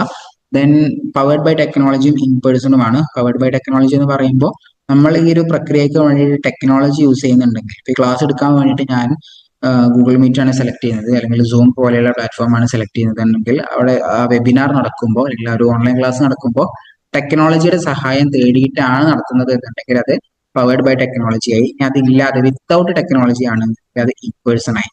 മുഖാമുഖം ഒരാളോട് സംസാരിക്കുമ്പോൾ നമ്മൾ അതിന്റെ ഇടയിൽ ഗൂഗിൾ മീറ്റ് വിളിക്കൂല, ആളുടെ നേരിട്ട് പോയി സംസാരിക്കുകയാണ് ചെയ്യുക. അപ്പോൾ ഇൻ പേഴ്സൺ ആയിട്ട് നടക്കുന്ന ടൈപ്പ് ആണെന്നുണ്ടെങ്കിൽ അതാണ് അവിടെ പറയുന്നത്. ഉദാഹരണത്തിന് സാധാരണ മീറ്റിങ്ങുകളും മറ്റൊക്കെ ആ പരിധിയിലാണ് വരിക. പിന്നെ വെർച്വൽ എന്നുള്ളത് പവർഡ് ബൈ ടെക്നോളജി തന്നെയാണ്. ടെക്സ്റ്റ് ബുക്കിൽ അത് പ്രത്യേകം എടുത്തു പറഞ്ഞിട്ടുണ്ട്. ഉദാഹരണത്തിന് ടെക് ബേസ്ഡ് കമ്മ്യൂണിക്കേഷൻ ഓൺലൈൻ ക്ലാസ്സുകളൊക്കെയാണ് അവിടെയും എക്സാമ്പിൾ ആയിട്ട് കൊടുത്തിട്ടുള്ളത്. പവർഡ് ബൈ ടെക്നോളജിയും വെർച്വലും സംഗതി സെയിം തന്നെയാണ്. 5 എണ്ണമായി ടെക്സ്റ്റ് ബുക്കിൽ പറഞ്ഞതുകൊണ്ട് ആ രീതിയിൽ തന്നെ അറ്റൻഡ് ചെയ്യാൻ ശ്രമിക്കുക. ഇനി ഫൈനലി പറയാനുള്ളത് മാസ് കമ്മ്യൂണിക്കേഷനെ കുറിച്ചാണ്. മാസ് കമ്മ്യൂണിക്കേഷൻ എന്ന് പറയുമ്പോൾ ഒരുപാട് ആളുകളോട് നമ്മൾ നടത്തുന്ന കമ്മ്യൂണിക്കേഷനാണ്. ടെക്നോളജീസ് മറ്റൊക്കെ ഉപയോഗപ്പെടുത്തിക്കൊണ്ട് ലക്ഷക്കണക്കിന് ആളുകളിലേക്ക് സോഷ്യൽ മീഡിയ, അതുപോലെ തന്നെ യൂട്യൂബ്, ഫേസ്ബുക്ക്, ഇൻസ്റ്റാഗ്രാം ഒക്കെ തുടങ്ങിയിട്ടുള്ള മാധ്യമങ്ങളിലൂടെ നമ്മൾ നടത്തുന്ന കമ്മ്യൂണിക്കേഷൻ. അപ്പൊ അതിന് ട്രഡീഷണൽ ഫോംസും ഉണ്ട്, മോഡേൺ ഫോംസും ഉണ്ട്. ട്രഡീഷണൽ ഫോംസ് എന്ന് പറയുമ്പോൾ പഴയകാല നാടകങ്ങള്, നൃത്തങ്ങള്, അതുപോലെ തന്നെ ഫോക്ക് സോങ്സ്, മറ്റൊക്കെ നാടോടി പാട്ടുകളൊക്കെ. ഈ നാടോടി പാട്ടുകളൊക്കെ ഇങ്ങനെ ഒരാളിൽ നിന്ന് മറ്റൊരാൾക്ക് കൈമാറിക്കൊണ്ടേയിരിക്കും. അതിന്റെ നാട്ടിൽ എല്ലാവർക്കും ആ പാട്ട്, നാടോടി പാട്ട് അറിയുന്നുണ്ടാകും. അപ്പൊ എന്തുകൊണ്ടാണ് ഒരുപാട് ആളുകളിലേക്ക് അത് എത്തുന്നു എന്നുള്ള, ഒരുപാട് ആളുകൾ അതുമായി ബന്ധപ്പെടുന്നു എന്നുള്ളത് കൊണ്ടാണ്. ഇനി മോഡേൺ ചാനൽസിലേക്ക് പോകുന്ന സമയത്ത് radio, video games, social media ഇതൊക്കെ പിൽക്കാലത്ത് വന്ന ആധുനികമായിട്ടുള്ള മാസ് കമ്മ്യൂണിക്കേഷൻ മെത്തേഡ്സ് ആണ്. ടെക്നോളജിക്കൽ അഡ്വാൻസ്മെന്റ് ഇതിലൊരു പ്രധാന പങ്ക് വഹിച്ചിട്ടുണ്ട്. പിന്നെ പറയാനുള്ളത് ടൈപ്സ് ഓഫ് മാസ് കമ്മ്യൂണിക്കേഷനെ കുറിച്ചാണ്. വ്യത്യസ്ത തരത്തിലുള്ള മാസ് കമ്മ്യൂണിക്കേഷൻസ്. ഇത് സത്യം പറഞ്ഞാൽ നമുക്ക് ഇവിടെ വിശദീകരിക്കേണ്ടതില്ല. ഓരോന്നിനെ കുറിച്ചും ധാരാളം ചർച്ചകൾ ഇനി വരുന്നുണ്ട്. വരും ബ്ലോക്കുകളിലൊക്കെ പ്രിന്റ് മീഡിയയെ കുറിച്ചൊരു ചാപ്റ്റർ ഉണ്ട്, ബ്രോഡ്കാസ്റ്റിങ്ങിനെ കുറിച്ച് ചാപ്റ്റർ ഉണ്ട്, റേഡിയോ, ഫിലിമൊക്കെ അതിൽ പറയുന്നുണ്ട്. അപ്പോൾ ആ ടൈപ്സ് ഏതാണ്ട് ജസ്റ്റ് മനസ്സിലാക്കി വെക്കുക. ഒന്നാമത്തെ ടൈപ്പാണ് പ്രിന്റ് ഓർ ട്രഡീഷണൽ മീഡിയ എന്നുള്ളത്. പണ്ട് കാലത്ത് ഇപ്പോൾ പത്രങ്ങൾ, പത്രം അടിച്ചു കഴിഞ്ഞാൽ ലക്ഷക്കണക്കിന് വായനക്കാർ ഒരു പത്രത്തിന് ഉണ്ടായിരിക്കും. അപ്പോൾ അത് മാസ് കമ്മ്യൂണിക്കേഷൻ ആണ്. ഒരു പത്രം അച്ചടിച്ചിറക്കുന്ന ആളുകൾ അറിയുന്നില്ല ആരൊക്കെയാണ് ഇത് വായിക്കുന്നുണ്ടാവുക എന്നുള്ളത് അറിയുന്നുണ്ടാവില്ല. അത്രയും ആളുകൾ ആ ഒരു പത്രം ഉപയോഗപ്പെടുത്തുന്നുണ്ടാകും. അപ്പൊ പഴയ കാലത്തെ ട്രഡീഷണൽ ഓർ പ്രിന്റ് മാധ്യമങ്ങളാണ് ഇവിടെ വരുന്നത്. പിൽക്കാലത്ത് പിന്നെ അത് ഓൺലൈൻ വെർഷനിലേക്ക് മാറിയിട്ടുണ്ട്. രണ്ടാമത് ബ്രോഡ്കാസ്റ്റിംഗ് മീഡിയ, അതായത് സംരക്ഷണങ്ങൾ, ഇപ്പോൾ ടി വി, റേഡിയോ, ഫിലിം, അത്തരത്തിലുള്ള സംരക്ഷണ രൂപത്തിലൂടെയുള്ള പ്രിന്റഡ് അല്ലാത്ത സംരക്ഷണം നടത്തുന്ന, പ്രക്ഷേപണം നടത്തുന്ന കാര്യങ്ങൾ. അപ്പൊ അതിൽ radio, film and T V ആണ് ഇമ്പോർട്ടന്റ് ആയിട്ടുള്ളത്. റേഡിയോ എന്നുള്ളത് പഴയ രൂപമാണ്. പുതിയ കാലത്ത് പിന്നീട് വന്ന സംഭവങ്ങളാണ് ടി വി സെറ്റപ്സ് ഒക്കെ. അപ്പൊ അതിനെക്കുറിച്ചൊക്കെ വിശദമായ ചർച്ച വരും ബ്ലോക്കുകൾ വരുന്നുണ്ട്. തൽക്കാലം ഇവിടെ സ്കിപ്പ് ചെയ്യുകയാണ്. Then outdoor and transit advertising, ഇപ്പം പുറത്ത് നമ്മൾ ബിൽ ബോർഡുകൾ വെക്കുന്നത്, പൊതുയിടങ്ങളിൽ പരസ്യം ചെയ്യുന്നത്, കൊമേഴ്ഷ്യൽ ആഡ്സ് ഒക്കെ അതിൽ വരുന്ന കാര്യമാണ്. നാലാമത്തെ ഡിജിറ്റൽ മീഡിയ, പുതിയ കാലത്ത് വെബ്സൈറ്റുകൾ, ബ്ലോഗ്, ഇമെയിൽ, അത്തരത്തിലുള്ള നവമാധ്യമങ്ങൾ. അതാണ് ന്യൂ മീഡിയ അഥവാ ഡിജിറ്റൽ മാധ്യമങ്ങൾ എന്നുള്ളത് കൊണ്ട് ഉദ്ദേശിക്കുന്നത്. ഓരോന്നിനെ കുറിച്ചും നമ്മൾ പിന്നീട് സെപ്പറേറ്റ് ആയിട്ട് പറയും. അതുകൊണ്ട് തൽക്കാലം ഈ ചാപ്റ്റർ നമ്മളിവിടെ കൺക്ലൂഡ് ചെയ്യാണ്. ക്വസ്റ്റ്യൻ നോക്കുന്ന സമയത്ത് എന്താണ് ഇന്റർപേഴ്സണൽ കമ്മ്യൂണിക്കേഷൻ എന്ന് 1 മാർക്കിന് ചോദിച്ചിട്ടുണ്ട്, 2 മാർക്കിന് ചോദിച്ചിട്ടുണ്ട്. ഗ്രൂപ്പ് കമ്മ്യൂണിക്കേഷൻ എന്താണെന്ന് ചോദിച്ചിട്ടുണ്ട്. അപ്പൊ ഈ 4ന്റെയും ഡെഫിനിഷൻ കൃത്യമായിട്ട് പഠിച്ചു വെക്കുക. ചിലപ്പോൾ 5 മാർക്കിന് 2 മെർജ് ചെയ്തിട്ട് ചോദിക്കാം. Compare between group communication and mass communication എന്ന് ചോദിക്കാം. അല്ലെങ്കിൽ ഇന്റർപേഴ്സണൽ തമ്മിലുള്ള രണ്ടും ചേർത്തിട്ട് അപ്പൊ 2.5 മാർക്ക് വരുന്ന രൂപത്തിൽ രണ്ടിനെ കുറിച്ചും എഴുതുകയാണ് ചെയ്യേണ്ടത്. അതിന് വ്യത്യസ്ത ടൈപ്സ് ഓഫ് ഗ്രൂപ്പ് കമ്മ്യൂണിക്കേഷൻ ചോദിക്കാം, വ്യത്യസ്ത ടൈപ്പ് ഓഫ് മാസ് കമ്മ്യൂണിക്കേഷൻ ചോദിക്കാം, ഇന്റർപേഴ്സണൽ കമ്മ്യൂണിക്കേഷനിലുള്ള ടൈപ്പുകൾ ചോദിക്കാം, അല്ലെങ്കിൽ അതിൽ ഇടപെടുന്ന ആളുകൾ വെച്ച് പുലർത്തേണ്ട ചില കഴിവുകളെ കുറിച്ച് അത്തരത്തിലുള്ള ചോദ്യങ്ങൾ ഉണ്ടായേക്കാം. അപ്പോൾ ഇത്രയൊക്കെയാണ് ഈ ഒരു ചാപ്റ്ററിൽ നമുക്ക് പറയാനുള്ളത്. സോ അത് മനസ്സിലായിട്ട് ഉണ്ടാകുമെന്ന് വിചാരിക്കുന്നു. ഇതുവരെ നമ്മൾ മൊത്തം ഡിസ്കസ് ചെയ്തത് 3 ചാപ്റ്റേഴ്സ് ആണ്. നമ്മുടെ ക്ലാസ് അതിന്റെ ഹാഫ് ഭാഗം കവർ ചെയ്തിട്ടുണ്ട്. ഇനി 2 ചാപ്റ്റർ കൂടിയാണ് നമുക്ക് പറയാനുണ്ടാവുക. അപ്പോൾ ആദ്യമേ നമ്മൾ നോക്കുന്ന സമയത്ത് ഇപ്പൊ എവിടെ എത്തിയെന്നുള്ള ഒരു ബോധം നമുക്ക് ഉണ്ടാകണം. ആദ്യം കമ്മ്യൂണിക്കേഷനെ കുറിച്ചാണ് പറഞ്ഞത്. അതിൽ തന്നെ അതിന്റെ കോൺസെപ്റ്റ് എന്താണ് കമ്മ്യൂണിക്കേഷൻ, വ്യത്യസ്ത ഡെഫിനിഷൻസ് എന്താണ്, അതിന്റെ ഫംഗ്ഷൻസ്, പ്രിൻസിപ്പിൾസ് ഒക്കെ പറഞ്ഞു. പിന്നെ എലമെന്റ്സ് ഓഫ് കമ്മ്യൂണിക്കേഷൻ, അതായത് SMCR, പിന്നെ ഒരു 7 നോയ്സുകൾ, അതിന് ആ തടസ്സങ്ങൾ എന്തൊക്കെയാണെന്നുള്ള ആ വിഷയം പറഞ്ഞു. പിന്നെ ഫീഡ്ബാക്കിനെ കുറിച്ചും പറഞ്ഞു. ഇപ്പൊ ലാസ്റ്റത്തെ ചാപ്റ്ററിൽ നമ്മൾ സംസാരിച്ച് നിർത്തിയത് 4 കാര്യങ്ങളാണ്. അതായത് 4 type of communication: intrapersonal, interpersonal, അതുപോലെ തന്നെ ഗ്രൂപ്പ് കമ്മ്യൂണിക്കേഷൻ, മാസ് കമ്മ്യൂണിക്കേഷൻ. അതുമായി ബന്ധപ്പെട്ട് കുറച്ച് വിശദീകരണങ്ങളും കാര്യങ്ങളൊക്കെ. ഇപ്പൊ നിങ്ങൾ നോട്ട് കാര്യമായിട്ട് ഉപയോഗപ്പെടുത്തുക. അതെല്ലാം ടേബിളായിട്ട് പെട്ടെന്ന് പഠിച്ചെടുക്കാൻ പറ്റിയ രൂപത്തിൽ ഒരു 3-4 പേജിൽ ഒതുങ്ങുന്ന രൂപത്തിൽ എല്ലാ ചാപ്റ്ററും നമ്മൾ ചുരുക്കി നോട്ട്സ് പ്രൊവൈഡ് ചെയ്യുന്നതായതുകൊണ്ട് തന്നെ അത് യൂസ് ചെയ്തിട്ട് ഈ ഭാഗങ്ങൾ വീണ്ടും റിവൈസ് ചെയ്ത് പഠിക്കുകയാണ് വേണ്ടത്. ഇന്നത്തെ ക്ലാസ്സിൽ നമുക്കൊരു 2 ചാപ്റ്റർ കൂടി നോക്കാനുണ്ട്. നമുക്കിനി അതിലേക്ക് കടക്കാം. അപ്പോൾ നമുക്ക് കണ്ടിന്യൂ ചെയ്യാം.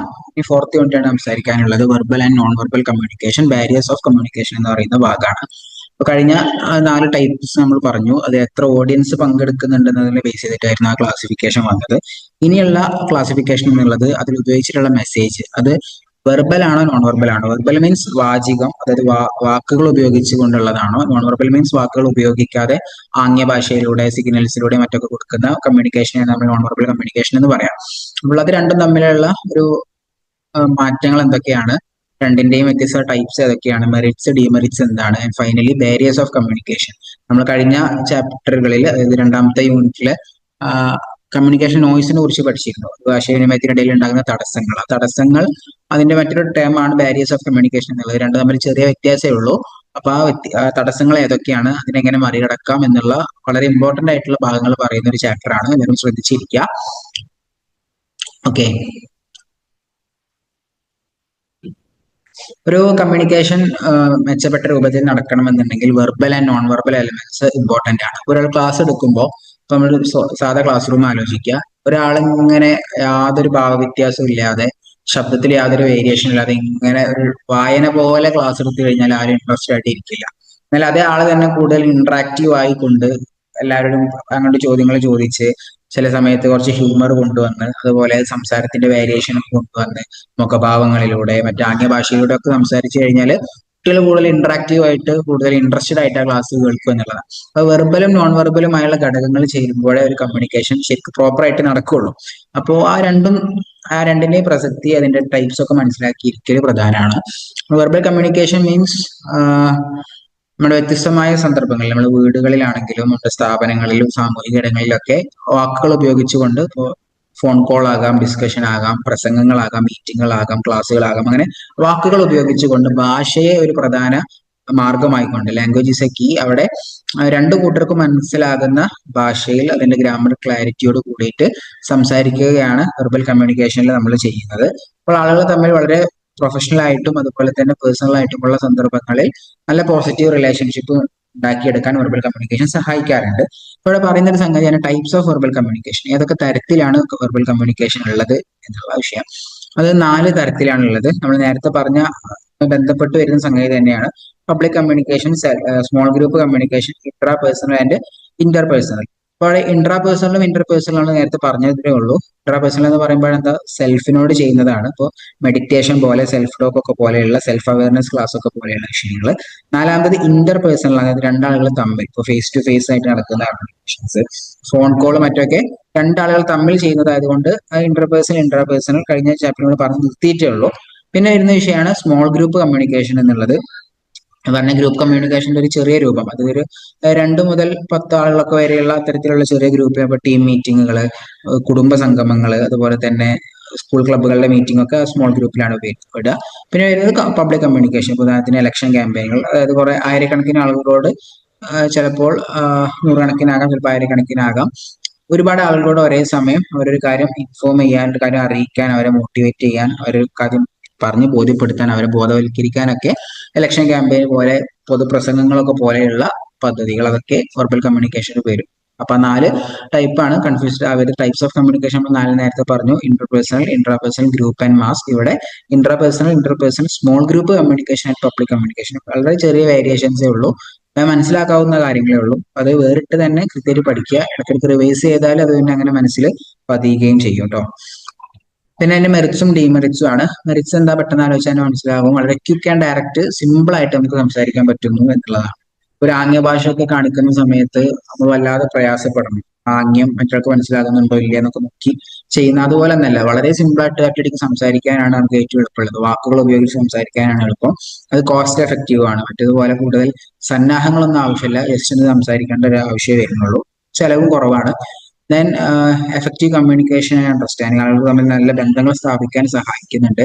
പെട്ടെന്ന് തന്നെ ഫീഡ്ബാക്കും ക്ലാരിഫിക്കേഷനും സാധ്യമാണ്. ഒരു വെർബൽ കമ്മ്യൂണിക്കേഷൻ നോൺ വെർബൽ ആകുമ്പോൾ നല്ല സമയം എടുക്കും. ഒരു ആംഗ്യം കൊടുത്ത് അത് അയാൾ മനസ്സിലാക്കി അയാൾ പ്രതികരിക്കാനുള്ള സമയം എടുക്കും. അതിൽ സംസാരം പെട്ടെന്ന് നടക്കുന്നതായതുകൊണ്ട് അതുപോലെ തന്നെ പെട്ടെന്ന് പ്രതികരണം കിട്ടുന്നു. അതിന്റെ ക്ലാരിഫിക്കേഷൻ വരുത്താനാണെങ്കിൽ പറ്റുന്നു എന്നുള്ളൊരു മെറിറ്റ് ഉണ്ട്. Then suitable for instructions and discussions where writing is impractical. പലപ്പോഴും എഴുത്തുകൾ അസാധ്യമാകുന്ന സ്ഥലത്തൊക്കെ നമുക്ക് വളരെ പെട്ടെന്ന് ഇൻസ്ട്രക്ഷൻ പാസ് ചെയ്യാൻ വെർബൽ കമ്മ്യൂണിക്കേഷന് മറ്റു പല മാർഗങ്ങളും ഉണ്ട് എന്നുള്ള ഒരു സന്നാഹം അവിടെ ശ്രദ്ധേയാണ്. ഇനി ഡിമെറിറ്റ്സിന്റെ കാര്യത്തിലേക്ക് വരുമ്പോൾ ക്യാൻ ഡിസ്റ്റോർട്ട് മെസ്സേജസ്. പലപ്പോഴും ആളുകൾ തമ്മിലുള്ള സംസാരം തർക്കങ്ങളിലേക്ക് എത്താറുണ്ട്. അപ്പൊ ആ തർക്ക സാഹചര്യത്തിലേക്ക് മാറിക്കഴിഞ്ഞാൽ കൂടുതൽ അഗ്രസീവ് ആയ ഒരു മോഡാണ് വെർബൽ കമ്മ്യൂണിക്കേഷൻ എന്നുള്ളത് കൊണ്ട് തന്നെ അവിടെ തർക്കം എന്നുള്ളൊരു പ്രതലത്തിലേക്ക് എത്തിക്കഴിഞ്ഞാൽ പലപ്പോഴും മെസ്സേജുകൾ കൃത്യമായിട്ട് അങ്ങോട്ടും ഇങ്ങോട്ടും പാസ് ചെയ്യപ്പെടാത്ത ഒരു അവസ്ഥ സംഭവിച്ചേക്കാം. അതുപോലെ തന്നെ ആളുകൾ തമ്മിൽ വ്യത്യസ്ത അഭിപ്രായമുള്ളവരാണ്, വ്യത്യസ്ത കാഴ്ചപ്പാടുകൾ, വ്യത്യസ്ത രീതിയിൽ നിന്ന് വരുന്ന ആളുകളായതുകൊണ്ട് തന്നെ പല ബാരിയേഴ്സും ഒരു വെർബൽ കമ്മ്യൂണിക്കേഷനിൽ ഉണ്ടായേക്കാം. ഇത് നോൺ വെർബലിൽ ഉണ്ട് കേട്ടോ. ഡിമെറിറ്റ് മീൻസ് പൂർണ്ണാർത്ഥത്തിൽ വെർബലിന് മാത്രമുള്ള ഒരു ഡിമെറിറ്റ് അല്ല, ഇത് എല്ലാവർക്കും ഉള്ളതാണ്. Not suitable for lengthy messages, അത് രണ്ടിലും വരുന്നുണ്ട്. വെർബൽ ആണെങ്കിലും ശരി, നോൺ വെർബൽ ആണെങ്കിലും ശരി. ലെങ്ത് ആയിട്ടുള്ള മെസ്സേജുകൾ കൂടുതലായിട്ട് കൈമാറാൻ എപ്പോഴും വെർബൽ കമ്മ്യൂണിക്കേഷന്, കാരണം ഇങ്ങനെ കേട്ടിരിക്കണം.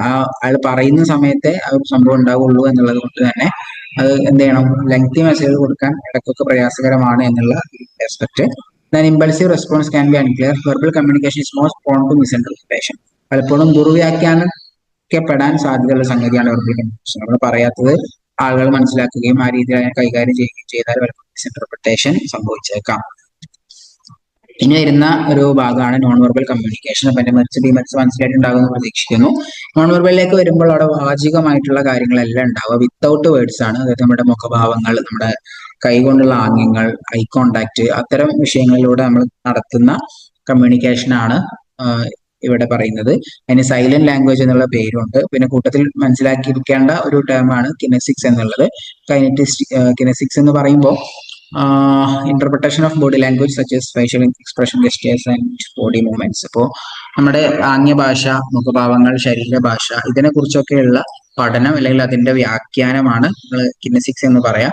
അപ്പൊ അത്തരം ഒരു സ്കിൽ ഉണ്ടാവുക വളരെ പ്രധാനമാണ് ലിസണറെ സംബന്ധിച്ചിടത്തോളം. കാരണം അവിടെ കാണിക്കപ്പെട്ടിട്ടുള്ള ആംഗ്യം, അതിന്റെ അർത്ഥം മനസ്സിലാക്കണം, അല്ലെങ്കിൽ ആ ഒരു ബോഡി ലാംഗ്വേജിന്റെ അർത്ഥം മനസ്സിലാക്കിയെങ്കിൽ മാത്രമേ അവിടെ കമ്മ്യൂണിക്കേഷൻ നടക്കുള്ളൂ. അപ്പോൾ ആ ഒരു ഇന്റർപ്രിട്ടേഷൻ സ്കില്ല് ലിസണേഴ്സിന് ഉണ്ടാവുക എന്നുള്ളത് പ്രധാനമാണ്. പിന്നെ ഈ ആംഗ്യം കാണിക്കുന്ന ആള്, അയാൾക്കും ഈ ഒരു വിവരം ഉണ്ടാകുക എന്നുള്ളത് പ്രധാനമാണ്. കാരണം ഞാനിപ്പോൾ കാണിക്കുന്ന ആംഗ്യം കറക്റ്റ് ആണ്, അല്ലെങ്കിൽ ഈ രീതിയിലൂടെ കൺവേ ചെയ്താൽ അത് ആളിലേക്ക് എത്തും എന്നുള്ള ഒരു ഉറപ്പ് ചെയ്യുന്ന ആൾക്കും വേണം, കിട്ടുന്ന ആൾക്കും ആ ഒരു അറിവ് ഉണ്ടായിരിക്കുക പ്രധാനമാണ്. അപ്പൊ നോൺ വെർബൽ കമ്മ്യൂണിക്കേഷനുമായി ബന്ധപ്പെട്ട് വരുന്ന റിലേറ്റഡ് ടേമാണ് കിനസിക്സ് എന്നുള്ളത്. ഓർമ്മയിൽ ഉണ്ടാകുക. ചിലപ്പോൾ 1 മാർക്കിന് 2 മാർക്കിന് പ്രത്യേകം എടുത്ത് ചോദിച്ചേക്കാം. ഇനി അഥവാ നോൺ വെർബൽ കമ്മ്യൂണിക്കേഷനെ കുറിച്ച് വിശദീകരിച്ച് എഴുതേണ്ട ഒരു കോണ്ടെക്സ്റ്റ് വന്നാൽ ഇതൊക്കെ കൂടി എഴുതിയിട്ട് നമുക്ക് ഒന്നുകൂടി ആൻസർ ഡെവലപ്പ് ചെയ്തിട്ട് കുറച്ചുകൂടി സ്റ്റാൻഡേർഡ് ആയിട്ട് ആൻസർ ചെയ്യാൻ പറ്റും എന്നുള്ളത് കൊണ്ടാണ് ഇപ്പോൾ വിശദമായിട്ട് പറഞ്ഞത്. ഇനി ഇവിടെ ശ്രദ്ധിക്കാനുള്ളത് types of non verbal communication ആണ്. വെർബൽ കമ്മ്യൂണിക്കേഷന്റെ 4 ടൈപ്പ് നമ്മൾ നേരത്തെ പറഞ്ഞു. ഇതാണ് public, small group, intrapersonal and interpersonal. ഇവിടെ നോൺ വെർബൽ കമ്മ്യൂണിക്കേഷൻ ആണ്. അതിൽ 5 ടൈപ്പ് വരുന്നുണ്ട്. ഒന്നാമതായിട്ട് ഫേഷ്യൽ എക്സ്പ്രഷൻസ്, നമ്മുടെ മുഖഭാവങ്ങൾ.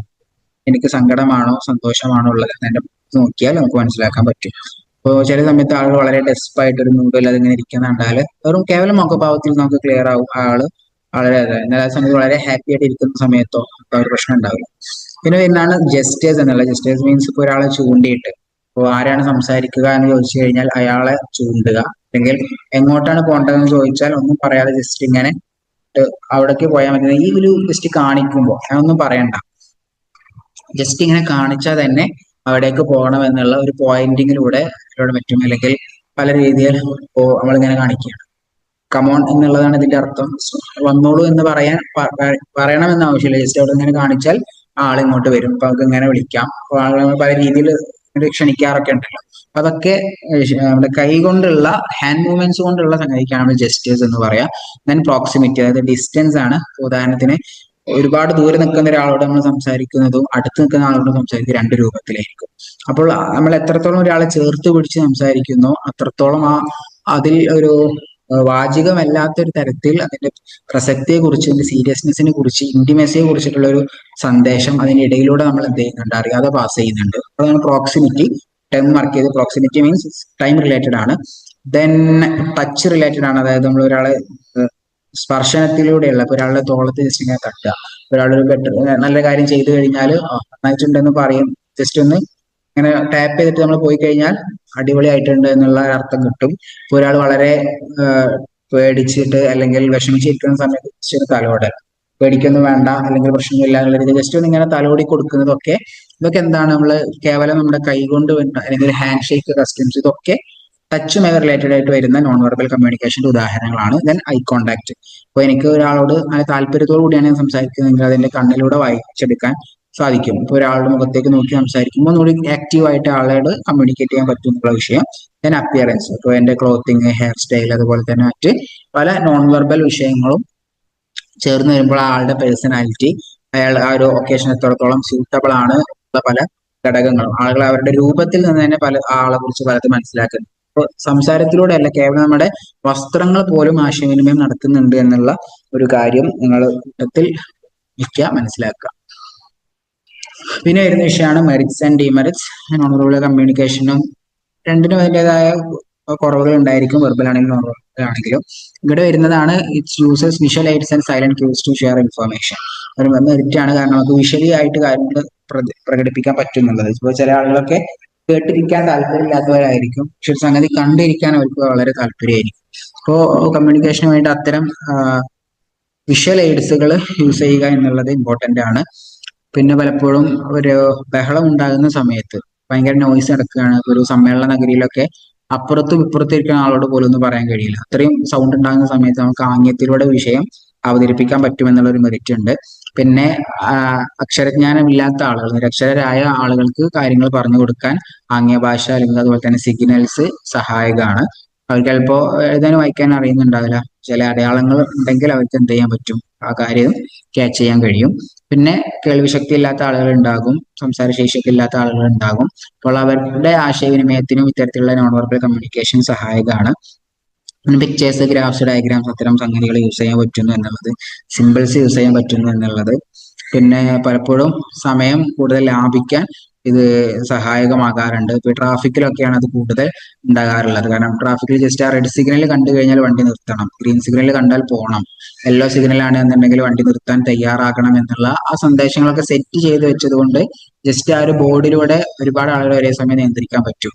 അപ്പോൾ അപ്പൊ അതിലുള്ള നിയമങ്ങൾ രൂപപ്പെടുത്താനൊക്കെ സുഖമാണ്. ഒരാള് അവിടെ നിന്നിട്ട് ഇങ്ങനെ അനൗൺസ് ചെയ്യുന്നതിനെ കുറിച്ച് ആലോചിക്കുക, ഈ വണ്ടി നിർത്തണം. അപ്പോ അതൊക്കെ വളരെ റിസ്ക് ആണല്ലോ. അപ്പൊ നമുക്ക് സമയം ലാഭിക്കാനും കുറെ കാര്യങ്ങളൊക്കെ ഓട്ടോമാറ്റിക് ആയിട്ട് നടന്നു പോകാനുള്ള ഒരു അവസരം ഓണർബിളിൽ ഒരുക്കുന്നുണ്ട്.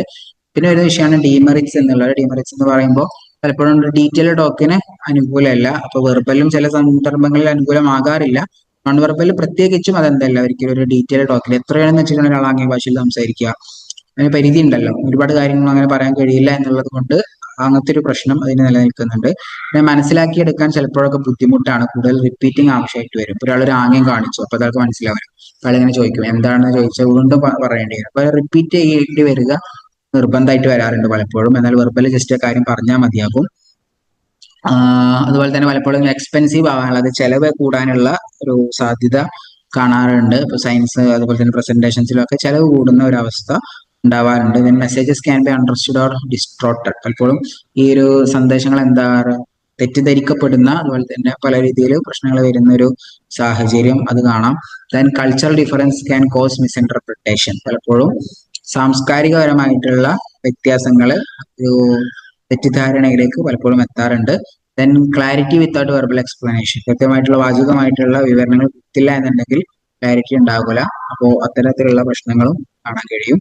പിന്നെ വരുന്നൊരു ഇമ്പോർട്ടന്റ് ഭാഗമാണ് കമ്മ്യൂണിക്കേഷൻ ബാരിയേഴ്സ് എന്നുള്ളത്. അതായത് കമ്മ്യൂണിക്കേഷന്റെ ഇടയിൽ ഉണ്ടാകുന്ന തടസ്സങ്ങൾ, obstacles that one face when attempting to effectively communicate with another person are called communication barriers. ഇപ്പൊ പിക്ചറിൽ കാണുന്ന പോലെ ഒരാൾ കാര്യമായിട്ട് അനൗൺസ് ചെയ്യുന്നുണ്ട്, പക്ഷെ അപ്പുറത്തുള്ള ആൾക്കാർ അത് കേൾക്കുന്നില്ല, അവരിങ്ങനെ നടക്കുകയാണ്. എന്താണ് അതിന്റെ ഇടയിൽ ആ ഒരു വാൾ ഉള്ളത് കൊണ്ട് പറയുന്ന സംഗതി കേൾക്കാൻ കഴിയില്ല. അപ്പോൾ ഇത്തരത്തിലുള്ള തടസ്സം, അത് ആ ഒരു വാള് പോലെയുള്ള ഫിസിക്കൽ തടസ്സങ്ങൾ മാത്രമാകില്ല, നമ്മുടെ മാനസികമായിട്ടുള്ള പല അത്തരത്തിലുള്ള ബാരിയേഴ്സ് ഒക്കെ നമുക്ക് പരിചയപ്പെടാനുണ്ട്. അപ്പൊ ഇത്തരം ബാരിയേഴ്സ് ഇല്ലാതെ സംസാരിക്കുക, ആശയവിനിമയം നടത്തുക എന്നുള്ളത് പ്രധാനമാണ്. പ്രധാനപ്പെട്ട കമ്മ്യൂണിക്കേഷൻ ബാരിയേഴ്സ് ആണ് ഇവിടെ പറയാനുള്ളത്. നമ്മൾ സെക്കൻഡ് യൂണിറ്റിൽ ഈ ക്ലാസ്സിൽ തന്നെ നമ്മൾ പറഞ്ഞ കമ്മ്യൂണിക്കേഷൻ നോയ്സ്, അതും രണ്ടും കുറെ കണക്റ്റഡ് ആണ്. ഇപ്പൊ കമ്മ്യൂണിക്കേഷൻ നോയ്സ് ചോദിച്ചാൽ അതിലുള്ള 7 പറയാ, ഇവിടെ ഒരു 10 വരെ ലിസ്റ്റ് ചെയ്തിട്ടുണ്ട്. അപ്പൊ കമ്മ്യൂണിക്കേഷൻ ബാരിയേഴ്സ് ആണ് ചോദിക്കുന്നതെങ്കിൽ 10 ലിസ്റ്റ് ചെയ്യുക. സിമ്പിൾ ആണ്, ജസ്റ്റ് ആ ടേംസ് ഒന്ന് ഓർത്ത് വെച്ചാൽ മാത്രം മതി. അപ്പൊ ഒന്ന് ഫിസിക്കൽ ബാരിയേഴ്സ് പറഞ്ഞ പോലെ ഇടയിൽ ഇപ്പൊ മതിലുകൾ ഉണ്ടാകുക, അല്ലെങ്കിൽ ശബ്ദ ബഹളങ്ങൾ ഉണ്ടാകുക, അത്തരത്തിലുള്ള പ്രശ്നങ്ങൾ. രണ്ടാമത് ആറ്റിറ്റ്യൂഡ്, മനോഭാവം. ഇപ്പൊ ഞാൻ ഈ പറയുന്നൊക്കെ നിങ്ങൾക്ക് മനസ്സിലാകുന്നുണ്ടാകും എന്നുള്ള ഒരു ഓവർ കോൺഫിഡൻസ്, അല്ലെങ്കിൽ ഞാൻ പറഞ്ഞിട്ടൊന്നും കാര്യമില്ല നിങ്ങൾക്ക് മനസ്സിലാകില്ല എന്നുള്ള ഒരു നെഗറ്റീവ് മോട്ടിവേഷൻ അല്ലെങ്കിൽ നെഗറ്റീവ് മൈൻഡ് സെറ്റ്, ഇതൊക്കെ നമ്മുടെ മനോഭാവവുമായി ബന്ധപ്പെട്ട് വരുന്ന ബാരിയേഴ്സ് ആണ്. പിന്നുള്ളതാണ് ഇമോഷണൽ ബാരിയേഴ്സ്. ഇപ്പോൾ ഒരു കാര്യം കേൾക്കുന്ന സമയത്ത് അതിന്റെ നെല്ലും പതിനും വേർതിരിച്ചെടുക്കാനുള്ള കഴിവില്ലാതെ കേവലം വൈകാരികമായിട്ട് മാത്രം ആ ഒരു വിഷയത്തെ നമ്മൾ പരിഗണിക്കുക, അതാണ് അവിടെ വരുന്ന ഇമോഷണൽ ബാരിയേഴ്സ് എന്നുള്ളത്. എന്നുള്ളതാണ് കൾച്ചറൽ ബാരിയേഴ്സ്. നമ്മൾ മുമ്പ് പറഞ്ഞിരുന്നു, വ്യത്യസ്ത നാടുകളിൽ വ്യത്യസ്ത സംസ്കാരങ്ങളാണ് ഉണ്ടാവുക, അവരോട് പെരുമാറുമ്പോൾ ആ സംസ്കാരത്തെ കുറിച്ച് നമ്മൾ അറിയണം.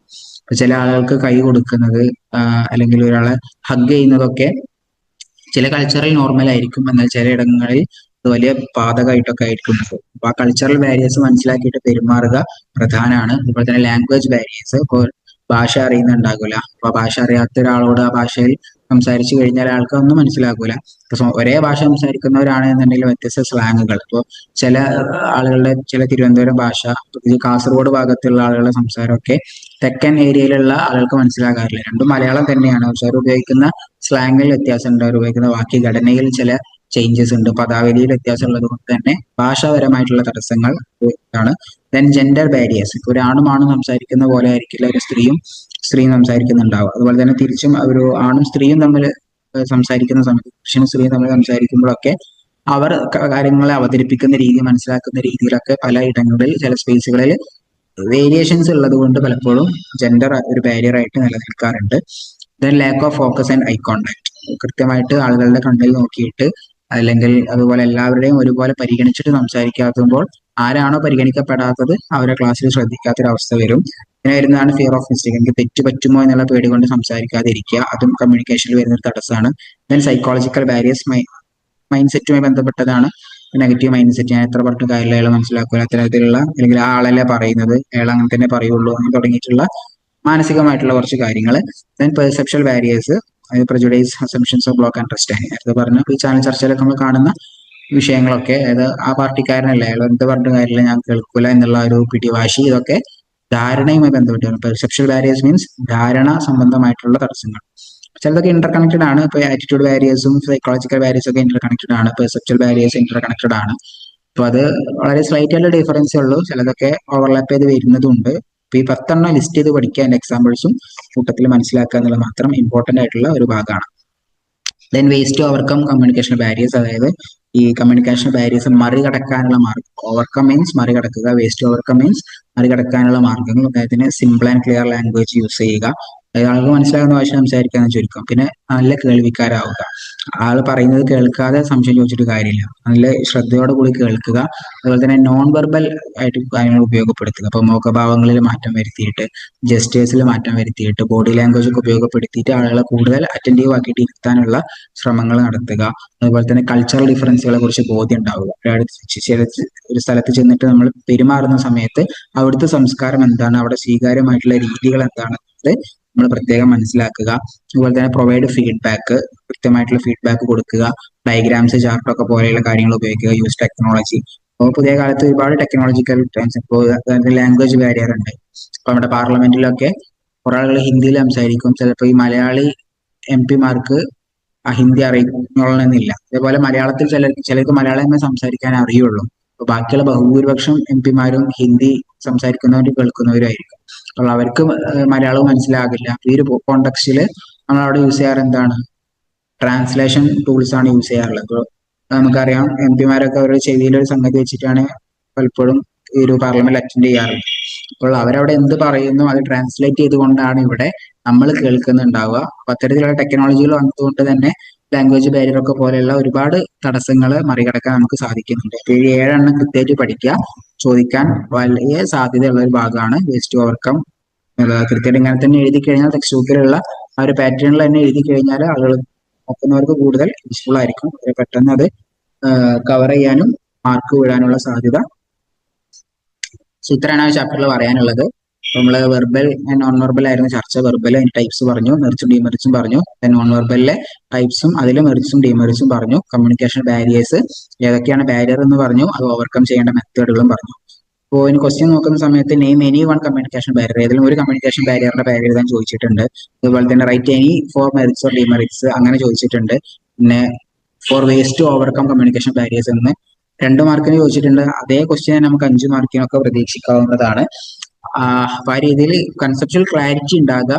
2 മാർക്കിന് വന്നാലും 5 മാർക്കിന് ഒക്കെ എഴുതാൻ മാത്രം പാകത്തിന് പോയിന്റ്സ് ഓർത്ത് വെക്കുക. സെന്റൻസ് അതേപോലെ പഠിക്കണം എന്നൊന്നുമില്ല, പക്ഷെ പോയിന്റ്സ് കൃത്യമായിട്ട് 1 ബൈ 1 ആയിട്ട് നിങ്ങളുടെ ഓർമ്മയിൽ ഉണ്ടാവുക. അത് പരമാവധി റിവൈസ് ചെയ്യാൻ ശ്രമിക്കുക. അപ്പൊ ഈ ഭാഗങ്ങളൊക്കെ വളരെ ഈസിയാണ്, ഒരിക്കൽ വായിച്ചാൽ നമുക്ക് മനസ്സിലായിട്ടുണ്ടാകും. പിന്നെ ഇടയ്ക്കൊന്നും ഇങ്ങനെ റിവൈസ് ചെയ്യേണ്ട, ഒരു 5-10 മിനിറ്റ് കൊണ്ട് ഇത് റീക്യാപ്പ് ചെയ്തെടുക്കാൻ പറ്റാവുന്ന പാഠഭാഗങ്ങളേ ഉള്ളൂ.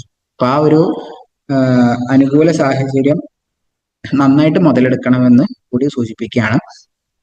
ഇപ്പൊ നമുക്ക് ഇന്നത്തെ ലാസ്റ്റത്തെ ക്ലാസ്സിലേക്ക് കിടക്കാം. ലാസ്റ്റത്തെ യൂണിറ്റ് ആണ് മോഡൽസ് ഓഫ് കമ്മ്യൂണിക്കേഷൻ എന്നുള്ളത്. ഇതിൽ ശ്രദ്ധിക്കേണ്ട ടെക്സ്റ്റ് ബുക്കിൽ ഒരുപാടുണ്ട്, സിലബസിൽ അത് മുഴുവനില്ല, ഡിലേഷൻ സംഭവിച്ചിട്ടുണ്ട്. ഇപ്പോൾ കമ്മ്യൂണിക്കേഷൻ മോഡൽസിൽ കാര്യമായിട്ട് അരിസ്റ്റോട്ടിൽ, ലാസ്വെൽ, ഷാനോൺ വീവർ, ബെർലോ, ഈ 4 ആളുകളുടെ മോഡൽസിനെ കുറിച്ച് പറയാനുള്ളൂ. പിന്നെ ലീനിയർ ഇന്ററാക്ഷനും ട്രാൻസാക്ഷനും ഒക്കെ എന്താണെന്ന് വെച്ച് മനസ്സിലാക്കുക. പിന്നെ റെഡ് കളറിൽ കൊടുത്തിട്ടുള്ള helical Gerbner's model, Westley and McLean model, Indian models of communication, അതൊക്കെ ക്യാൻസൽ ചെയ്തിട്ടുണ്ട്, ചോദിച്ചിട്ടില്ല. അപ്പോൾ Aristotle, Lasswell, Shannon Weaver and Berlo, ഈ 4 ഇവിടെ കാര്യമായിട്ട് പഠിക്കാനുള്ളത്. മോഡൽസ് ഓഫ് കമ്മ്യൂണിക്കേഷൻ എന്ന് പറയുമ്പോൾ എങ്ങനെയാണ് ആശയവിനിമയം നടക്കുന്നത് അതുമായി ബന്ധപ്പെട്ട ഒരു മാതൃക തയ്യാറാക്കും. നേരത്തെ നമ്മൾ SMCR എന്നുള്ള ഒരു മാതൃക പറഞ്ഞല്ലോ. സെൻഡർ ഒരു മെസ്സേജ് ഒരു ചാനൽ വഴി റിസീവറിലേക്ക് അയക്കുന്ന ഒരു പ്രക്രിയ. അതൊരു മാതൃകയാണ്, കമ്മ്യൂണിക്കേഷൻ എങ്ങനെയാണ് നടക്കുന്നത് എന്നുള്ളത്. അത്തരത്തിൽ പലരും ഉണ്ടാക്കിയെടുത്തിട്ടുള്ള മാതൃകകളാണ് ഈ ഒരു ചാപ്റ്ററിൽ നമുക്ക് പഠിക്കാനുള്ളത്. ഇതിൽ ബെർലോ മോഡൽ എന്ന് പറഞ്ഞാൽ SMCR മോഡൽ തന്നെയാണ്. അപ്പൊ അത്രയും ഓൾറെഡി അറിയുന്നതാണ്, റിസ്ക് ഇല്ല. അപ്പൊ എങ്ങനെയാണ് മോഡൽസ് ഓഫ് കമ്മ്യൂണിക്കേഷൻ നോക്കാം. അപ്പൊ അത് പല രൂപത്തിൽ അത് വരാറുണ്ട്. പലപ്പോഴും ഓവർലാപ്പിംഗ് ആയിട്ട് തന്നെ രണ്ട് മോഡൽ ഉണ്ടെങ്കിലും വലിയ വ്യത്യാസമൊന്നും ഉണ്ടാവില്ല. രണ്ടാളും പറയാൻ ശ്രമിച്ചത് ഒന്ന് തന്നെയായിരിക്കും, പക്ഷെ അവരത് അവതരിപ്പിച്ച മെത്തേഡിൽ ചെറിയ വേരിയേഷൻസ്, ചിലപ്പോൾ ഒന്നോ രണ്ടോ ഘടകങ്ങളോ ഒന്ന് എക്സ്ട്രാ ഉണ്ടാകുന്നല്ലാതെ ഏറെക്കുറെ എല്ലാവരും പല സ്കോളേഴ്സും പറയാൻ ശ്രമിച്ചിട്ടുള്ളതൊക്കെ സെയിം കാര്യം തന്നെയാണ്. അപ്പൊ മോഡൽസിന് പൊതുവെ നമുക്ക് രണ്ടാക്കിയിട്ട് തിരിക്കാം, ലീനിയർ മോഡലും നോൺ ലീനിയർ മോഡലും. ലീനിയർ എന്ന് വെച്ചാൽ എന്താ? ലീനിയർ ലൈന്, അതായത് ഒരു വഴിയിൽ നിന്നും ഇങ്ങോട്ട് പോകുന്നു, ഒരു ലൈനിലൂടെ ഇങ്ങോട്ട് പോകുന്നു. അപ്പൊ ഒരു സെന്റർ റിസീവറിലേക്ക് ഒരു ലൈനിലൂടെ ഒരു കാര്യം പാസ് ചെയ്യുന്നു എന്നുള്ളത് അത് വൺ വേ പ്രോസസ് ആണ്, ജസ്റ്റ് ഇങ്ങോട്ട് പോയി. ഇനി നോൺ ലീനിയർ മോഡൽസ് ആണെന്നുണ്ടെങ്കിൽ അത് തിരിച്ച് ഇങ്ങോട്ട് വരണ്ടാവും. കാരണം ആ റിസീവറുടെ പ്രതികരണം അങ്ങോട്ട് പോകും, അതുകൊണ്ട് തന്നെ അതെന്തായിരിക്കും? ബൈ ഡയറക്ഷനിലായിരിക്കും. ഒറ്റ ഒരാൾ പറയുക എന്നുള്ളത് മാത്രമല്ല, മറിച്ച് അത് കേട്ട് റെസ്പോൺസ് നേടുക എന്നുള്ള സംഭവമാണ് നോൺ ലീനിയർ മോഡൽസിൽ ഉണ്ടാവുക. അത് ക്ലിയർ ആക്കാം. ഇപ്പൊ നമുക്ക് ലീനിയർ മോഡൽ നോക്കൂ. സെൻട്രലിൽ നിന്നും ആ ഒരു മെസ്സേജ് റിസീവറിലേക്ക് പോയി, അത്രേ ഉള്ളൂ. ലീനിയർ മോഡൽ അത് മാത്രമേ സംഭവിക്കുന്നുള്ളൂ. അവിടെ എന്തില്ല? ഫീഡ്ബാക്ക് ഇല്ല, പ്രതികരണം ഉണ്ടാകുന്നില്ല. അത് സെന്ററിൽ കേന്ദ്രീകൃതമാണ്. സെന്റർ മീൻസ് അയക്കുന്ന ആൾ കേട്ടോ, SENDER, ആ സെന്ററാണ് ഉദ്ദേശിച്ചത്. ആരാണോ അയക്കുന്നത് ആ ആളിലാണ് ഈ ഒരു ലീനിയർ മോഡൽസ് കേന്ദ്രീകരിച്ചിട്ടുണ്ടാകുക. റിസീവർക്ക് അതിൽ എത്രത്തോളം റോൾ ഉണ്ട് എന്നുള്ളത് ഇത്തരം മാതൃകകൾ പരാമർശിക്കാറില്ല. അപ്പൊ അത് അതിന്റെ ഒരു നെഗറ്റീവ് ആണ്, ഫീഡ്ബാക്ക് ഇല്ല എന്നുള്ളത്. പിന്നെ നോൺ ലീനിയർ രണ്ടെണ്ണം വരുന്നുണ്ട്, അതായത് ഇന്ററാക്ഷനും വരുന്നുണ്ട്, ട്രാൻസാക്ഷനും വരുന്നുണ്ട്.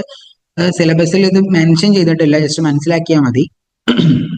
അതായത് നോൺ ലീനിയറിലെ ഇന്ററാക്ഷൻ മോഡൽ എന്ന് പറയുമ്പോൾ, നോൺ ലീനിയർ പൊതുവെ ബൈ ഡയറക്ഷനിലാണ്, ഒറ്റ വര ആയിരിക്കൂല, അങ്ങോട്ടും ഇങ്ങോട്ടൊക്കെ കമ്മ്യൂണിക്കേഷൻ നടക്കുന്നതിനെയാണ് നമ്മൾ നോൺ ലീനിയർ എന്ന് പറയാം. അത് ഒറ്റ ഒരു ഏക വരയിലൂടെ അല്ലാതെ പല ഡയറക്ഷനിലും അങ്ങോട്ടും ഇങ്ങോട്ടും കമ്മ്യൂണിക്കേഷൻ നടക്കുന്ന ഒരു പ്രക്രിയയാണ് നോൺ ലീനിയറിൽ വരിക.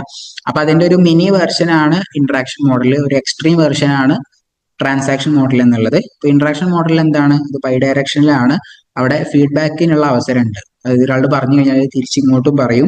അപ്പോൾ അതിന്റെ ഒരു ക്ലാരിറ്റി കിട്ടുന്നു എന്നുള്ളത് കൊണ്ട് തന്നെ കമ്മ്യൂണിക്കേഷൻ കൂടുതൽ എഫക്റ്റീവ് ആയിട്ടും അടിപൊളിയായിട്ട് നടക്കും എന്നുള്ളതാണ് ഇന്ററാക്ഷൻ മോഡലിന്റെ ഒരു പ്രത്യേകത.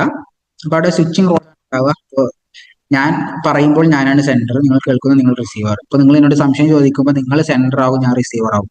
കാരണം നിങ്ങളാണ് സംസാരിക്കുന്നത്, നിങ്ങളാണ് സോഴ്സ്, ഇപ്പൊ ഞാൻ റിസീവറായി മാറി. അപ്പോൾ അങ്ങോട്ടും ഇങ്ങോട്ടും റോള് മാറിക്കൊണ്ടിരിക്കുന്ന ഒരു പ്രക്രിയയാണ് ഏതിലുണ്ടാകുക? നോൺ ലീനിയർ മാതൃകയിൽ ഇന്ററാക്ഷൻ ഉണ്ടാവുക. ദെൻ ട്രാൻസാക്ഷണൽ മീൻസ് അതൊരു നോൺ ലീനിയർ മാതൃക തന്നെയാണ്. ഇവിടെ ഇതൊരു സൈമിൾട്ടേനിയസ് ആക്ടിവിറ്റിയാണ്. ഇപ്പൊ ക്ലാസ് റൂം ഒക്കെ നമ്മൾ ട്രാൻസാക്ഷൻ മോഡൽസിലാണ് പരിചയപ്പെടുത്താറുള്ളത്. അപ്പൊ അതായത് ഒരേ സമയം നമ്മൾ എന്ത് ചെയ്യുന്നു? വെർബലായ നോൺ വെർബലായ കാര്യങ്ങളൊക്കെ ചേർത്തുകൊണ്ട് സംസാരിക്കുന്ന ഒരു അവസ്ഥ. അപ്പൊ അത് വളരെ കോംപ്ലക്സ് ആയിട്ടുള്ള ഡയറക്ഷൻസ് ആയിരിക്കും ഉണ്ടാവുക. അങ്ങോട്ടും ഇങ്ങോട്ടും ചോദ്യങ്ങൾ, അതിന് അങ്ങോട്ട് മറുപടി, ഇങ്ങോട്ട് മറുപടി. അപ്പൊ ആരാണ് സെന്റർ, ആരാണ് റിസീവർ, ആ സാധനങ്ങളൊക്കെ വളരെ കോംപ്ലിക്കേറ്റഡ് ആയിട്ട് കിടക്കുന്ന, അതായത് വളരെ വേഗത്തിൽ പരസ്പരം നല്ല ചടുലമായിട്ട് നടക്കുന്ന കമ്മ്യൂണിക്കേഷൻ ഒക്കെ ട്രാൻസാക്ഷൻ മോഡലിലാണ് വരിക. ലീനിയറും നോൺ ലീനിയറും ഉണ്ടെന്ന് മനസ്സിലാക്കുക. നോൺ ലീനിയറിൽ ഇന്ററാക്ഷനിലുണ്ട്, ട്രാൻസാക്ഷനിലും ഉണ്ട് എന്നുള്ളത് ജസ്റ്റ് ഒന്ന് ഓർത്ത് വെക്കുക. അതിൽ ലീനിയറിന്റെ പ്രത്യേകത അത് ഒറ്റ വഴിയാണ്, സെന്ററിൽ മാത്രമേ ശ്രദ്ധിക്കുന്നുള്ളൂ, അതിന് ഫീഡ്ബാക്ക് ഉണ്ടാവില്ല. നോൺ ലീനിയർ ആകുമ്പോൾ സെന്റർക്കും റിസീവർക്കും ഒക്കെ അങ്ങോട്ടും ഇങ്ങോട്ടും പരസ്പരം മാറി മാറിയിട്ട് റോള് വരും, രണ്ടു കൂട്ടർക്കും ഒരുപോലെ പങ്കെടുക്കാൻ പറ്റും എന്നുള്ള, അവിടെ ഫീഡ്ബാക്കിന് പ്രസക്തി ഉണ്ട് എന്നുള്ളതാണ് ഈ മാതൃകയിലൊക്കെ ശ്രദ്ധിക്കേണ്ട കാര്യം. ഇനി ചാപ്റ്റർ ബേസിൽ നോക്കുമ്പോൾ നമുക്ക് പഠിക്കാനുള്ളത് 4 മോഡൽസ്, അത് കൃത്യമായിട്ട് പഠിക്കുക എന്നുള്ളതേ ഉള്ളൂ. ആ മോഡൽസ് പഠിക്കാൻ ഒരു റിസ്ക്കും ഇല്ല. നമ്മുടെ നോട്ട്സിലും ടെക്സ്റ്റ് ബുക്കിലൊക്കെ അതിന്റെ പിക്ചർ ഉണ്ട്, ഗ്രാഫിക്കൽ റെപ്രസെന്റേഷൻ ഉണ്ട്. ആ റെപ്രസെന്റേഷൻ നോക്കിയാൽ തന്നെ അതിന്റെ ഒരു മർമ്മം കിട്ടും. പിന്നെ അതൊന്ന് ഡെവലപ്പ് ചെയ്ത് എഴുതിയാൽ മാത്രം മതി. അരിസ്റ്റോട്ടിൽ നമുക്കറിയാം, നൂറ്റാണ്ടുകൾക്ക് മുമ്പ് ജീവിച്ചിരുന്ന പല വിജ്ഞാന ശാഖകളുടെയും ആദ്യഘട്ടത്തിൽ വർക്ക് ചെയ്തിട്ടുള്ള ഒരാളാണ് അരിസ്റ്റോട്ടിൽ എന്നുള്ളത്. അപ്പോൾ അരിസ്റ്റോട്ടലിന്റെ പബ്ലിക് സ്പീക്കിങ്ങുമായി ബന്ധപ്പെട്ട അദ്ദേഹത്തിന്റെ ഒരു മാതൃകയാണിത്. അപ്പൊ നമുക്ക് നോക്കിയാൽ അറിയാം, സ്പീക്കർ, അതായത് ആരാണ് സംസാരിക്കുന്ന ആള്, പ്രാസംഗികൻ ആരാണോ അയാളാണ് ഒന്നാമത്തെ ഘടകം. ദെൻ സ്പീച്ച്, അതായത് പറയപ്പെടുന്ന മെസ്സേജ് ഉണ്ടല്ലോ, അതായത് പ്രസംഗം. അതൊരു ഒക്കേഷനിൽ, ഒക്കേഷൻ മീൻസ് ഒരു സന്ദർഭം. ഉദാഹരണത്തിന് ഒരു പാർട്ടി സമ്മേളനം നടക്കുകയാണ്, അതാണ് ഒക്കേഷൻ. ഓഡിയൻസ് എന്നുള്ളത് ആ പാർട്ടി പ്രവർത്തകരായിരിക്കും. എഫക്റ്റ് മീൻസ് ഇപ്പൊ ആ രാഷ്ട്രീയ നേതാവ് പ്രസംഗിച്ച സമയത്ത് ഇപ്പൊ ഇവർക്ക് ഒരു രോമാഞ്ചം വന്നു, ഒരു എനർജറ്റിക് ആയി അടുത്ത ഇലക്ഷനെ നേരിടാൻ ഇവർ അങ്ങോട്ട് തയ്യാറായി നിൽക്കുന്ന ഒരു കണ്ടീഷനിലേക്ക് വന്നാൽ അതാണ് ആ ആളിൽ ഉണ്ടായിട്ടുള്ള എഫക്റ്റ്. നമ്മളെ SMCR ഇവിടെ പറയുന്നുണ്ട് ശരിക്കും, കാരണം സ്പീക്കർ, മെസ്സേജിന്റെ സ്ഥാനത്താണ് സ്പീച്ച് വരുന്നത്. സി എന്ന് പറയുമ്പോൾ എന്താണ്, ആ ചാനൽ ഏത് മാധ്യമത്തിലാണ്, ഇവിടെ അത് ഒക്കേഷൻ എന്നുള്ള സന്ദർഭത്തെയാണ് അവിടെ കണക്കാക്കിയിട്ടുള്ളത്.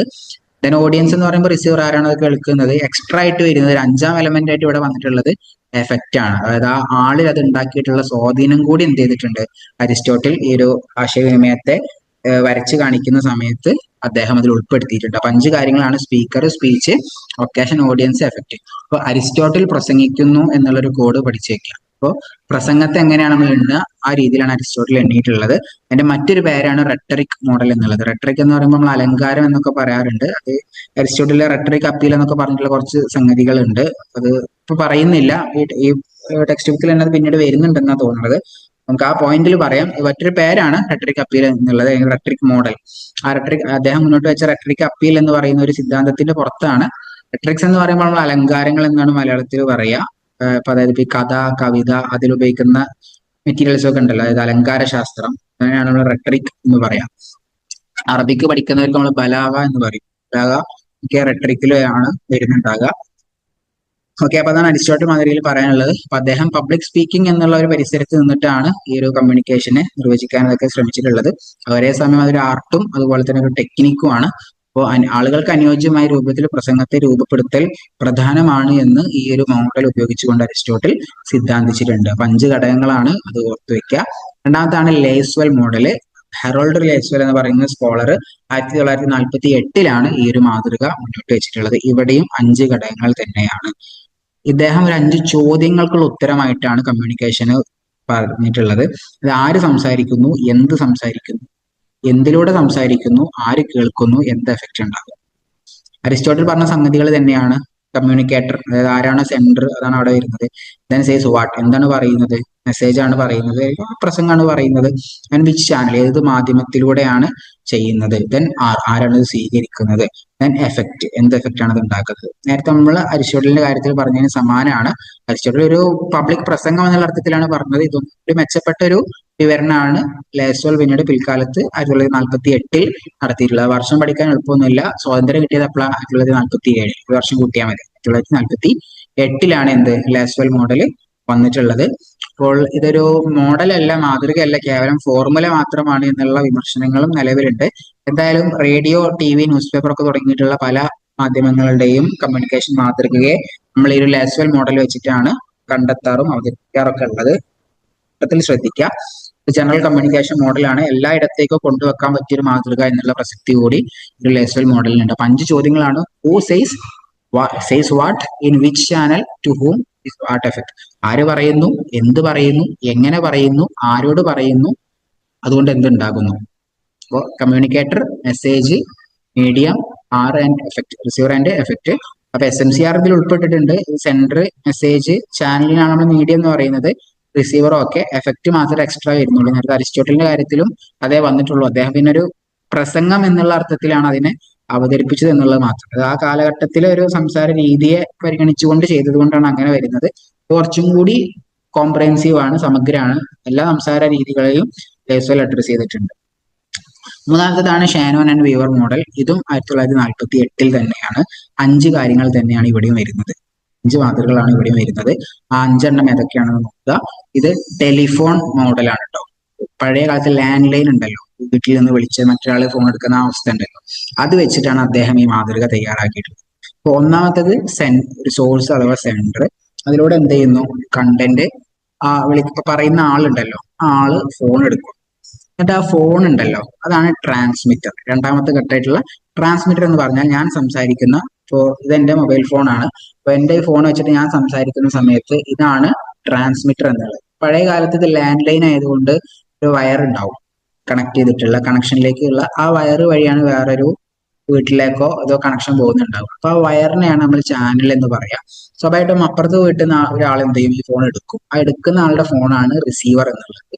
ആ ഫോണ് ആരാണോ എടുത്തിട്ട്, ഇപ്പൊ ഞാൻ ആർക്കാണോ വിളിച്ചത് അയാൾ ഫോൺ അറ്റൻഡ് ചെയ്യുമല്ലോ, ആ എടുത്ത ആളാണ് ഡെസ്റ്റിനേഷൻ എന്നുള്ളത്.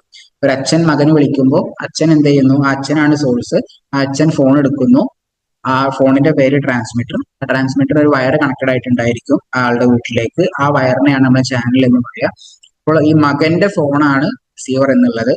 സംസാരിക്കുന്ന മകനാണ് ഡെസ്റ്റിനേഷൻ എന്നുള്ളത്. ഒരു ലാൻഡ് ഫോണിന്റെ മാതൃകയിലാണ് ഷാനോൺ വീവർ മോഡൽ വികസിച്ചു വന്നിട്ടുള്ളത്. അപ്പൊ ആ 5 കാര്യങ്ങളാണ് അതിലുള്ളത്: സോഴ്സ്, ട്രാൻസ്മിറ്റർ, ചാനൽ,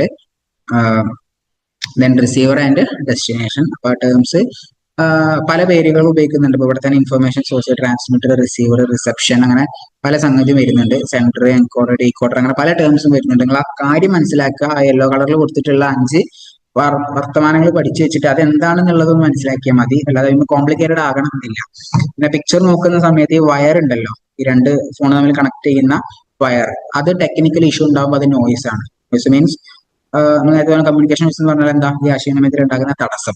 അപ്പൊ നോയിസ് എന്നുള്ളത് ആ ചാനലിലാണ് എന്തുണ്ടാവുക, നോയിസ് ഉണ്ടാവുക. അതാണ് പിക്ചറിൽ ചാനലിന്റെ നേരെ നോയിസ് എന്ന് വരച്ചിട്ടുള്ളത്. അപ്പോൾ ഇവിടെ നോയിസ് സംഭവിക്കുന്ന സ്ഥലം ചാനലാണ്. ചാനലിന് എന്തെങ്കിലും പ്രശ്നം ഉണ്ടെന്നുണ്ടെങ്കിൽ ഈ കമ്മ്യൂണിക്കേഷൻ നടക്കൂല. അതായത് വയർ വർക്ക് ചെയ്യുന്നില്ല എന്നുണ്ടെങ്കിൽ ആ കോൾ അങ്ങോട്ട് കൊണ്ട് പോകൂല. അപ്പൊ അതിനാണ് നമ്മൾ നോയിസ് എന്ന് പറയുന്നത്. പിന്നെ ഈ ഒരു സെൻഡറും റിസീവറും തമ്മിലാണ് ഫീഡ്ബാക്ക് നടക്കുക. അതാണ് ആ പിക്ചറിൽ അങ്ങനെ ഒരു റൗണ്ടിൽ കൊടുത്തിട്ടുള്ളത്. അതുകൊണ്ടാണ് കേട്ടോ.